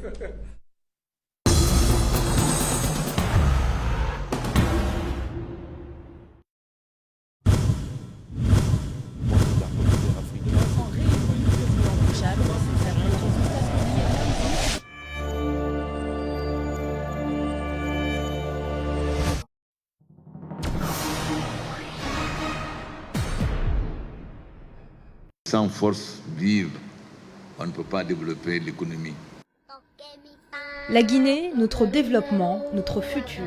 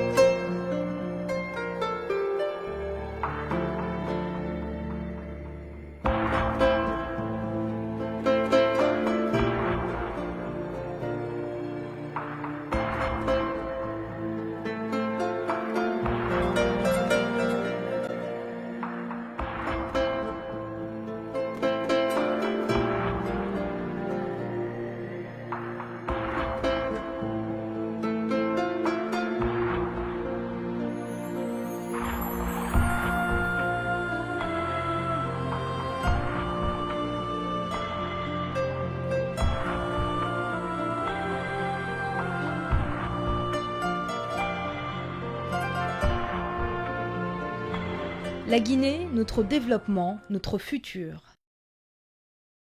Africa 24. All day, every day, join us. www.africa24tv.com. Découvrez le nouveau site internet d'Africa 24.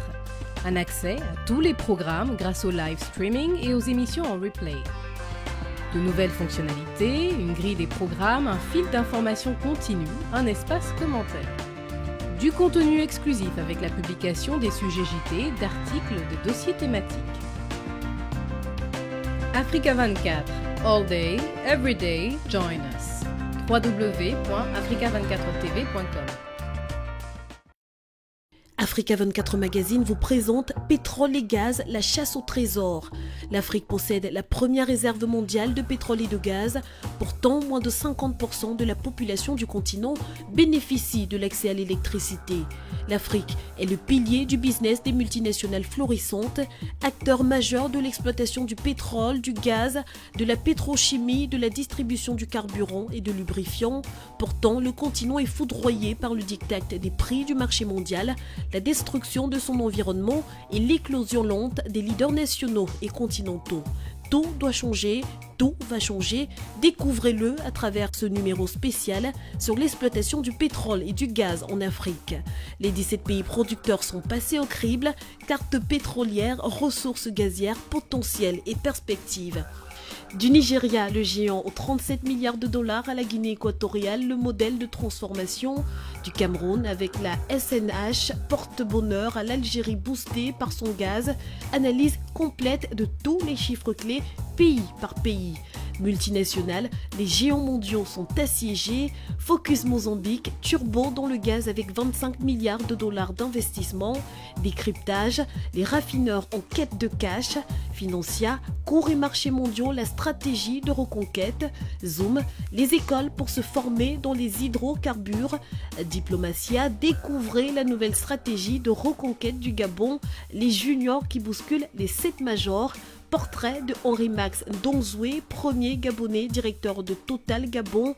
Ghislain Mundunga de GM Energy. L'interview de Pierre-Étienne Ndiaye de la Sogara. Africa 24 CEO vous dévoile 10 juniors africaines des hydrocarbures les plus florissantes. Africa 24 Magazine et son cahier spécial Africa 24 CEO en français et en anglais. Pétrole et gaz, la chasse au trésor sont en vente chez votre marchand de journaux.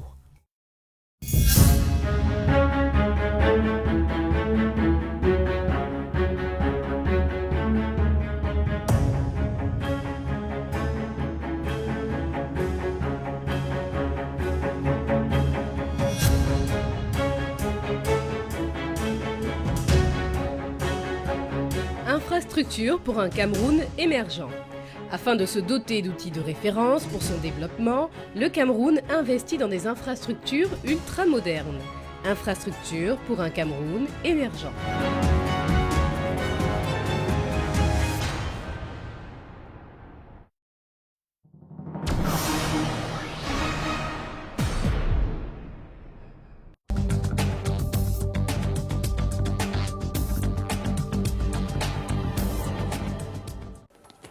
Bienvenue dans le Financier, votre rendez-vous économique quotidien. Voici les titres que nous développerons dans cette édition. Baisse après baisse, la croissance en Afrique subsaharienne devrait désormais se chiffrer à 3,8% en 2015, soit un repli de 0,7% par rapport aux prévisions d'avril. Début des travaux d'extension du port autonome d'Abidjan, des travaux de modernisation estimés à 560 milliards de francs CFA. Et puis, bien évidemment, nous ferons un point en fin d'édition sur l'évolution des marchés boursiers africains.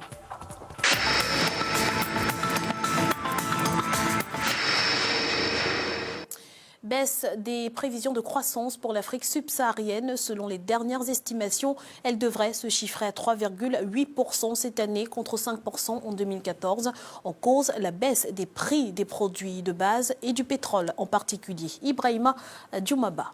Le Fonds monétaire international revoit à la baisse ses prévisions de croissance pour l'Afrique subsaharienne. L'institution monétaire prévoit une croissance de 3,8% en 2015 pour la région au sud du Sahara. Initialement, le FMI avait prévu une croissance de 4,5% pour cette partie du continent. La première explication, c'est le ralentissement économique mondial, et notamment dans les principaux pays émergents, qui avaient tendance à tirer l'économie mondiale vers le haut.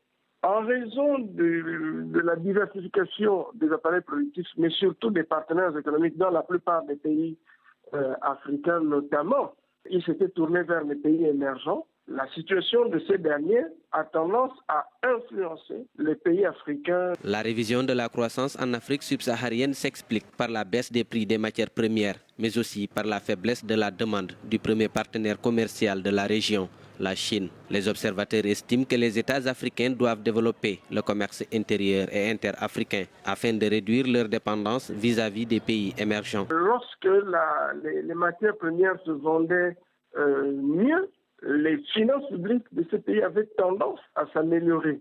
Il faut améliorer la productivité ou la qualité du capital humain. Il faut exercer une pression à la hausse sur la demande intérieure, élever le niveau de la classe moyenne, ce qui permettra d'améliorer la demande intérieure et puis faire en sorte que le commerce entre les pays africains augmente plus substantiellement. Dans son rapport du mois d'octobre 2015, le FMI a revu à la baisse la croissance mondiale et celle de la plupart des pays émergents. En 2016, la relance de l'économie devrait être effective pour l'Afrique subsaharienne pour atteindre 4,3%. La croissance économique des pays africains souffre de l'épidémie Ebola, du terrorisme et de la baisse des prix des matières premières. Le Ghana a émis ce mercredi 7 octobre un eurobond d'un montant d'1 milliard de dollars à un taux de 10,75% avec une maturité de 15 ans. Le livre d'ordre de l'emprunt a atteint environ 2 milliards de dollars, un résultat qui témoigne de l'intérêt des investisseurs. Il faut dire que le PIB du Ghana a cru de quelques 7,5% par an au cours de la décennie 2003-2012 et ce grâce aux exportations notamment. Les travaux d'extension du port autonome d'Abidjan sont officiellement lancés. Ils concernent la réalisation d'un second terminal à conteneurs pour un coût global estimé à 560 milliards de francs CFA. L'infrastructure sera livrée dans 4 ans. Les détails avec Ibrahima Dioumaba. Les travaux d'extension du port autonome d'Abidjan viennent d'être lancés. 560 milliards de francs CFA seront investis pour construire un deuxième terminal à conteneurs sur 4 ans. Le ministre ivoirien des Transports, Gaussou Touré, a dévoilé les objectifs du gouvernement. L'élargissement du canal de Vridi, l'approfondissement en même temps et la modernisation des quais et la construction du deuxième terminal à conteneurs, pour un coût de plus de 500 milliards de francs CFA. Le port autonome d'Abidjan dessert la sous-région ouest africaine, notamment le Burkina Faso et le Mali. L'extension du terminal à conteneurs permettra de mieux se positionner sur le marché de l'UEMOA. L'infrastructure permettra à l'État ivoirien d'accroître ses recettes et aux entreprises locales de conquérir de nouveaux marchés. C'est une ouverture vers l'international, donc forcément cela aura un impact sur l'économie. D'abord en termes de recettes budgétaires pour l'État, également en termes d'accès à de nouveaux marchés, c'est-à-dire cela va permettre de faciliter l'acheminement de tout ce qui est industrie minière et en matière d'agriculture également, parce qu'on sait que le cacao représente quand même un pilier de l'agriculture ivoirienne. Le port autonome d'Abidjan représente 90% des échanges extérieurs de la Côte d'Ivoire. Avec ses 1200 mètres de quai à 18 mètres de profondeur, ces infrastructures permettront de traiter des bateaux de 8500 conteneurs de plus de 3000 mètres de long. Access Bank envisage de tirer 20% de ses revenus de ses filiales à l'étranger à l'horizon 2018. Le groupe bancaire nigérian prévoit pour cela de s'implanter sur de nouveaux marchés en Europe et en Asie. Rappelons que l'entreprise qui dispose déjà de 10 filiales à l'étranger table sur une rentabilité élevée en 2015 après avoir reconquis des parts de marché suite à l'acquisition de son rival Intercontinental Bank il y a de cela 3 ans. Et toujours au Nigeria, le secteur des TIC captive les attentions, mais le sous-secteur des logiciels informatiques serait davantage prometteur. Il aurait en effet un potentiel générateur de revenus de 300 milliards de dollars pour la première économie du continent. Le gouvernement fédéral a donc été appelé à créer des centres d'externalisation dans les grandes villes du pays pour attirer des projets mondiaux de logiciels. Il est à présent l'heure de faire un point sur l'évolution des marchés boursiers africains à la mi-journée. En Afrique australe et dans l'océan Indien, l'indice sud-africain perdait 0,10%. La bourse de Nairobi enregistrait une baisse de 0,18%. L'indice Gaborone augmentait de 0,006% et les marchés boursiers de l'île Maurice chutaient de 0,43%. Du côté de l'Afrique centrale et de l'Ouest, l'indice nigérian était en baisse de 0,05%. La BRVM d'Abidjan perdait 0,86% et la bourse du Ghana de 0,06%. En Afrique du Nord, l'indice tunisien était en hausse de 0,04%. Celui de l'Égypte gagnait 1,86% et la bourse marocaine chutait de 0,60%. C'est la fin de ce Financier. Nous vous remercions pour votre fidélité. On se retrouve très vite pour un nouveau rendez-vous de l'économie sur Africa 24.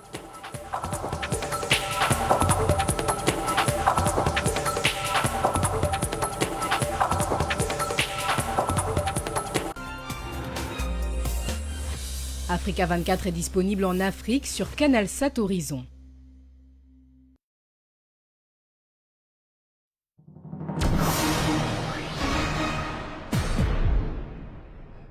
Sans force vive, on ne peut pas développer l'économie.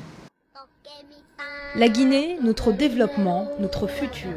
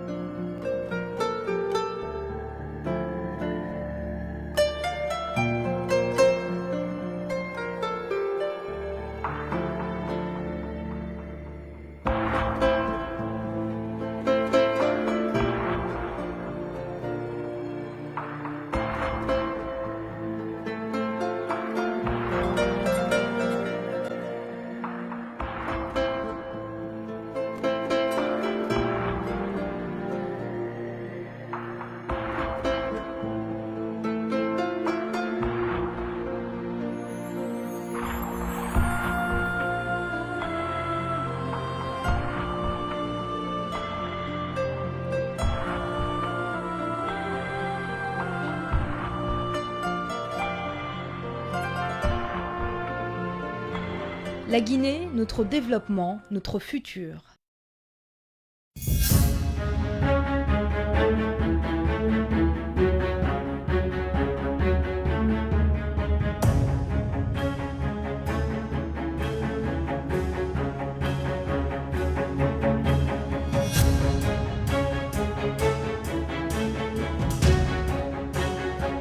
Infrastructure pour un Cameroun émergent. Afin de se doter d'outils de référence pour son développement, le Cameroun investit dans des infrastructures ultramodernes. Infrastructure pour un Cameroun émergent.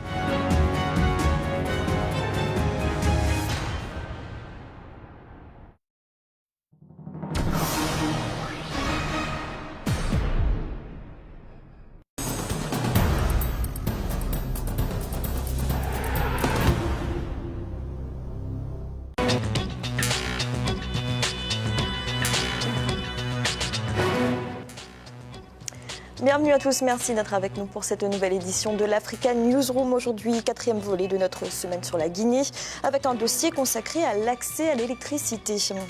Au programme également de cette émission, la Cour suprême du Rwanda a rejeté lundi une requête d'un parti de l'opposition visant à empêcher une réforme constitutionnelle. Et en Côte d'Ivoire, 4 candidats à la présidentielle ont signé ce mercredi un code de bonne conduite. Et pour nous accompagner pendant cette émission, Maïs Moussi, vous êtes consultant bancaire, bienvenue. Bonjour. Et avec nous également nos éditorialistes, Alfred Chango, bienvenue. Merci Fanny, heureux de vous retrouver sur ce plateau. Et puis à mes très chères téléspectatrices aussi, merci de leur accueil. Et Jean-Marie Victomont, bienvenue. Bonsoir Fanny, bonsoir à tous nos chers téléspectateurs. Tout de suite, l'actualité du jour.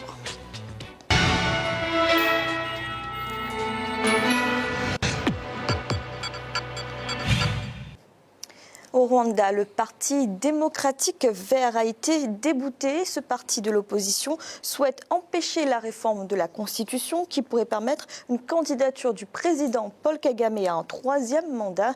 La Cour suprême a rejeté la requête. Un reportage de notre correspondant Oliva Diagota. Cour suprême du Rwanda, juge constitutionnel, le processus entamé pour réformer la loi fondamentale du pays. La plus haute juridiction rwandaise s'est basée non seulement sur certains articles de la Constitution, mais aussi sur la Charte africaine de la démocratie pour rendre ce verdict le 8 octobre 2015 à Kigali.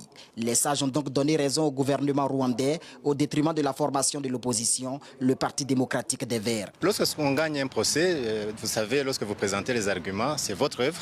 C'est votre recherche et quand cette œuvre est acceptée par les éminents juristes et les éminents juges, vous ne pouvez être que content. Le processus de la réforme de la Constitution se trouve à un état avancé. La conférence des présidents se penchera bientôt sur cette question. Après cette étape, le Parlement se prononcera sur la tenue ou non d'un référendum. Mais le Parti des écologistes compte s'opposer à cette réforme dans les urnes. Le Rwanda ne compte pas que 4 millions de personnes favorables à un amendement de la Constitution. Il y a beaucoup d'autres qui ne sont pas d'accord avec ce changement. Désormais, notre stratégie sera de mener une véritable campagne pour que le non l'emporte lors d'un éventuel référendum. Rappelons que l'article 101 de la Constitution du Rwanda limite actuellement à 2 le septennat présidentiel. Le président Paul Kagame, élu en 2003 puis réélu en 2010, doit logiquement céder son fauteuil dans 2 ans. Mais ses partisans ont introduit auprès du Parlement rwandais près de 4 millions de pétitions favorables à un nouveau mandat du président Kagame à la tête du pays après 2017. Alfred, cette décision de la Cour suprême du Rwanda était-elle prévisible ? Absolument prévisible, Fanny, il n'y a rien d'étonnant là-dedans. Bon, on dira le jeu judiciaire a joué, le Parti vert a porté recours devant la Cour suprême. La Cour suprême a tranché et a décidé effectivement que le recours qui a été déposé ne reposait sur aucun fondement juridique valable. Bien, mais de l'autre côté, on peut se poser la question sur l'indépendance de la Cour suprême, c'est-à-dire que les magistrats ont été nommés par Kagame et que donc ipso facto on peut imaginer qu'ils peuvent pas aller à l'encontre justement de la décision qui a été prise après moult sollicitations de la population rwandaise par le parti au pouvoir. Évidemment, comme l'opposition au Rwanda est réduite à la portion congrue, parce que le grand parti d'opposition de Victor Ingabire est suspendu. Donc là, le Parti vert n'est que réduit à la portion congrue. Donc on peut dire effectivement que oui, c'est une justice qui me laisse un peu perplexe, mais enfin, c'est une décision de la justice qui a été prise, mais bon, on va la respecter. Jean-Marie, d'après le président de la Cour suprême, aucun article de la Constitution n'est immuable. La requête déposée par le Parti démocratique vert n'a aucune base légale, c'est ce qu'il ajoute. Qu'en pensez-vous de cet argument ? Je pense que le problème qui nous préoccupe, c'est-à-dire on peut avoir une double lecture dessus, soit on a une lecture actuelle. On se dit que bon, il y a une constitution qui est en place, il ne faut pas la toucher. Et je pense aussi que sur ce plateau, nous avons souvent dit que bon, une constitution, c'est pas quelque chose d'immuable. Une constitution, elle est dynamique, elle suit le jeu, l'environnement, le mouvement de la société. Elle doit plus ou moins, si vous voulez, coller là-dessus. Donc la première lecture peut être une lecture de constitutionnaliste que je ne suis pas, que j'emprunte un peu, c'est-à-dire à savoir une constitution est en place, on doit la remplacer jusqu'au bout. Donc, à partir de là, vouloir se représenter pour une troisième fois, c'est contraire, si vous voulez, à cette constitution-là. La seconde lecture serait la suivante, c'est qu'on se dirait, bon, pour modifier une constitution, qu'est-ce qu'il faut dans tous les États du monde? C'est qu'il y ait une réunion, comment dirais-je, du Parlement, que le Parlement, si vous voulez, porte son assentiment. Si on a cette seconde lecture, là, on se dira que, bon, il est tout à fait logique, dans la mesure où vous avez une majorité du peuple, entre guillemets, bon, je ne parle pas des conditions dans lesquelles ça a été effectué, si vous voulez, bon, le fameux référendum, s'entend bien sûr. Si on a cette lecture-là, on va se dire que, bon, étant donné que vous avez la majorité de la population rwandaise qui est pour reconduire son président actuel en exercice pour un troisième mandat, bon, quid de ça? Bon, mais maintenant, dans l'absolu, bon, nous savons tous qu'en 2010, l'Union africaine a posé sur la table une charte qui interdisait pratiquement à tous les États africains de retoucher les constitutions pour pouvoir reconduire les présidents qui sont en place. Donc vous voyez, c'est un problème qui est assez complexe. Chacun se prendra, si vous voulez, bon, ce qui lui semble être le plus pertinent par rapport à sa position personnelle. Maïs, que pensez-vous de la situation rwandaise où il y a carrément une adhésion parlementaire autour du président Paul Kagame, qui est peut-être différente des autres pays africains qui connaissent la même question en ce moment, le même questionnement? L'adhésion parlementaire s'explique déjà par le fait que généralement, autour d'un président de la République, il y a une majorité. Et donc cette majorité, ne serait-ce que parlementaire, a pour habitude effectivement de soutenir le président en fonction. Je suis beaucoup plus mitigé sur l'assentiment des Rwandais sur la modification constitutionnelle. Parce que comment on peut mesurer cet assentiment autrement que par le référendum? Il n'y a que par un référendum organisé dans des conditions libres, équitables et justes qui permettraient de savoir si les Rwandais sont, oui ou non, favorables à la modification de la Constitution. Sur le principe, la Cour suprême a raison, une Constitution, ça se modifie. Sur la valeur, j'ai tendance à penser que les chefs d'État qui profitent, lorsqu'il leur reste 1 an, 2 ans de pouvoir pour modifier la Constitution et pour s'éterniser au pouvoir, disons-le, ce n'est pas un bon signal pour l'Afrique. Le président Obama a fait une tournée encore il y a quelques mois sur le continent où il disait « il faut peut-être qu'on arrête de changer les règles du jeu pendant le match ». Le président Kagame, comme les autres sur le continent qui sont confrontés à cette situation, ont été élus avec des constitutions qui disaient qu'ils devaient avoir des mandats renouvelables une fois. Et ils les ont acceptés. Je ne comprends pas que pour tous ces chefs d'État, c'est jamais au premier mandat qu'on modifie la Constitution. C'est toujours au deuxième, lorsqu'on arrive à un blocage, qu'on se lance dans une entreprise de modification de la Constitution. De ce point de vue, je pense que ce n'est pas un bon signal et on devrait peut-être essayer de s'aligner sur ce qui se fait dans le monde occidental de façon à ce qu'on n'ait plus de conflits sur ces sujets. Merci. Dans l'actualité également, en Côte d'Ivoire, la campagne électorale pour la présidentielle débute ce vendredi. Une plateforme de la société civile a conçu une charte de bonne conduite dans l'objectif d'un scrutin apaisé. Sauf que sur les 9 candidats en lice, seuls 4 ont approuvé le document. Deogrâce Espodor. La classe politique ivoirienne toujours divisée, l'Institut national démocratique, NDI, une plateforme de la société civile, a organisé mercredi 7 octobre une cérémonie de signature d'une charte de bonne conduite. Les candidats sont invités à soutenir la tenue d'élections démocratiques, libres, transparentes et sans violence, organisées par la Commission électorale indépendante, un organe décrié par bon nombre de leaders politiques. Seulement, 4 des 9 candidats encore en lice ont paraphé le document. Parmi eux, le président sortant Alassane Ouattara et Pascal Afine-Guessan du Front populaire ivoirien. La charte contient donc un ensemble d'engagements par rapport aux questions liées à la violence. Dans la situation actuelle, il est difficile d'espérer avoir des conditions idéales. Mais cela ne doit pas nous amener à boycotter les élections. Nous faisons avec ce que nous avons et nous allons compenser les insuffisances juridiques et administratives du processus électoral par un rapport de force sur le terrain pour garantir des élections justes, inclusives et transparentes. Selon la plateforme de la société civile ivoirienne, les autres candidats ont toujours la possibilité de signer la charte de bonne conduite, l'objectif étant surtout d'éviter une nouvelle crise post-électorale. Une ambition partagée par l'ensemble des acteurs politiques, mais pour certains, l'idéal serait surtout d'abord de garantir une élection transparente, respectant les règles d'équité dans l'ensemble du processus électoral. Comment voulez-vous que j'aille m'engager à respecter le verdict des urnes proclamé par la CEI alors même que je la contexte? Il lui fallut dans ces conditions que le NDI, au préalable, nous aide à régler la question de la CEI. Mais avant ça, il me semble incongru et incohérent que j'aille signer une telle charte. J'espère que M. Ouattara a raison. Il faut qu'il comprenne les deux choses de l'une. Soit il y a des élections pour tout le monde, soit il n'y en a pas et pour tout le monde. Il espère, en agissant de cette façon, aller en solo. Parce que pour lui, nous devons boycotter puisque son salut réside dans le boycott. Mais il se trompe. Nous irons tous à ces élections-là avec des conditions révisées. La charte de bonne conduite avait été remise le 9 juillet 2015 à chacun des candidats déclarés à l'élection présidentielle du 25 octobre. Reste à savoir si d'autres candidats s'engageront dans la démarche initiée par la société civile dans l'optique d'un scrutin apaisé. Rappelons que le mercredi 7 octobre, certains candidats, essentiellement issus de la Coalition nationale pour le changement, ont encore manifesté dans la capitale ivoirienne.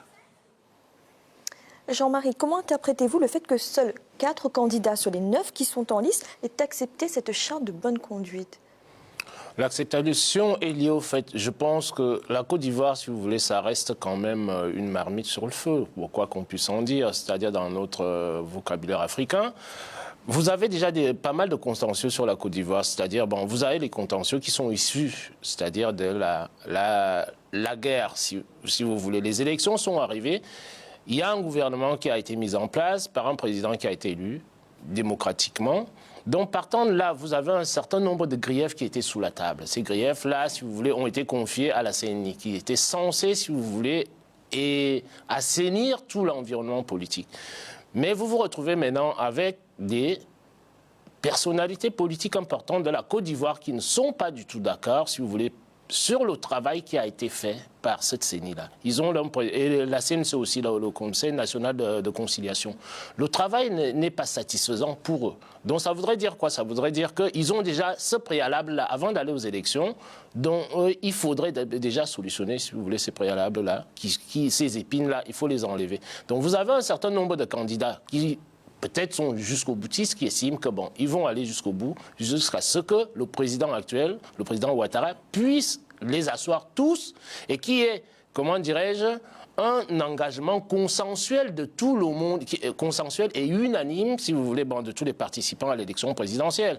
Mais je trouve quand même que c'est un jeu qui me semble assez dangereux pour la Côte d'Ivoire. Tout simplement pourquoi? Parce que dès l'instant, heureusement que j'en ai entendu certains qui disaient dans le reportage qu'ils iront quand même aux élections. Parce que si vous avez une fraction qui s'arrête, vous avez encore les blessures du passé qui ne sont pas complètement refermées. Donc ça voudrait dire quoi? Ça voudrait dire qu'à la longue, on risque encore, si vous voulez, de rallumer encore un feu quelque part.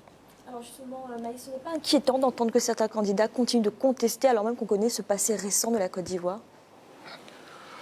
Je crois que c'est le jeu aussi de la démocratie, c'est le jeu des élections. Et il faut l'accepter. Si je peux revenir sur la charte de bonne conduite, la question que je me pose, c'est finalement, qu'est-ce qu'elle vaut? Elle engage à quoi cette charte de bonne conduite? Je n'ai pas souvenir qu'en France, aux États-Unis ou ailleurs, les candidats signent des chartes de bonne conduite avant d'aller à une élection présidentielle.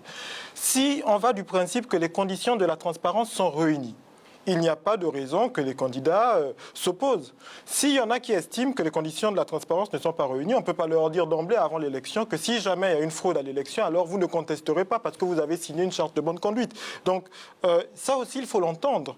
Je crois que lorsqu'on va à une élection, c'est important, il l'a dit, d'aller sur le principe du consensus. C'est important d'intégrer les revendications de l'opposition et c'est important que l'opposition comprenne les revendications, on va dire, de la majorité de façon à ce qu'on aille sur quelque chose de consensuel. Les organisations de la société civile sont dans leur rôle de proposer des chartes de bonne conduite, mais ça n'a pas de valeur. Ce qui a une valeur, c'est, dans un premier temps, la mère des lois qu'on appelle la Constitution, et dans le cas de la Côte d'Ivoire, et dans le cas de cette élection, c'est le code électoral qui encadre l'élection. Tout le reste n'est que subterfuge. Alfred, vous comprenez le questionnement de Maïs sur la valeur, sur la légitimité de cette charte de bonne conduite? Tout à fait, mais il faut savoir que cette charte date de 2008. Qu'en 2010, au sortir de l'élection, c'est par le refus d'une partie de la classe politique de respecter justement cette charte-là qu'on est arrivé à la situation que l'on a connue en 2011.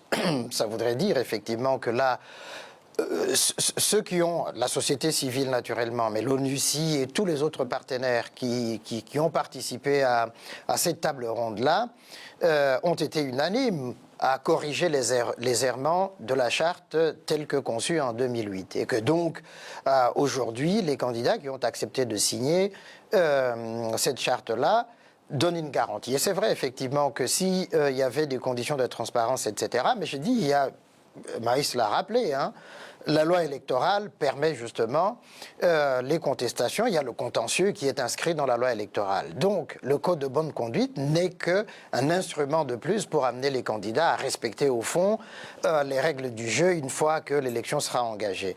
Pour continuer à filer la métaphore culinaire, rapidement de Jean-Marie, la marmite sur le feu, ça dépend de ce qu'il y a là-dedans et de la succulence de ce qu'il y a dedans. 9 candidats, c'est un peu beaucoup. Les 4 qui ont signé, ils vont se partager ce mets succulent qui est dans la marmite et puis on verra ce que ça va donner. Merci. Nous allons marquer une courte pause. En instant, la deuxième partie de l'Africa Newsroom. À tout de suite.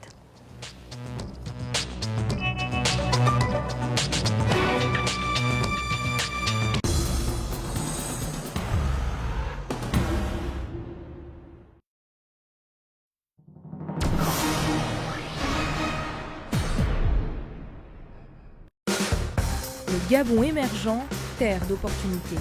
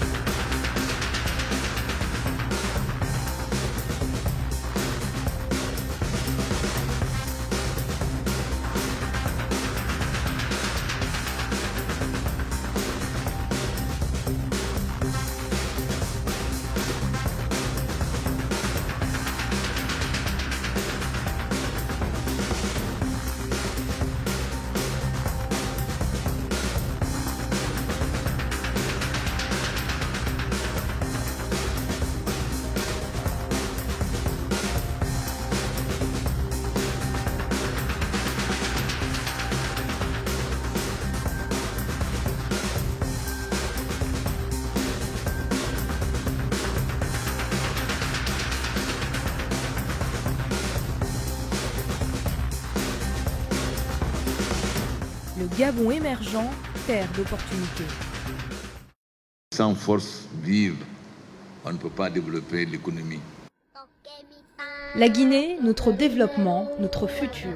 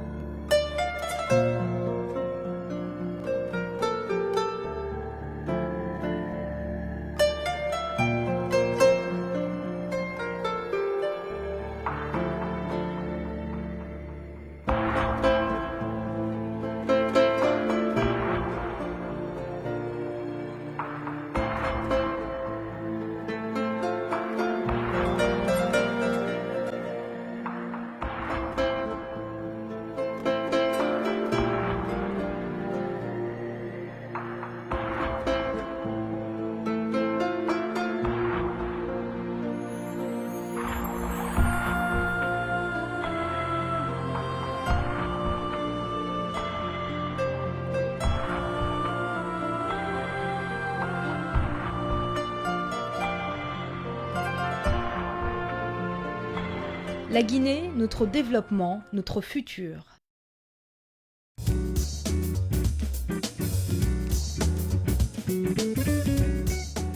À l'initiative du président de la République, le Cameroun se dote du plus ambitieux plan d'urgence économique au service du bien-être de tous les Camerounais.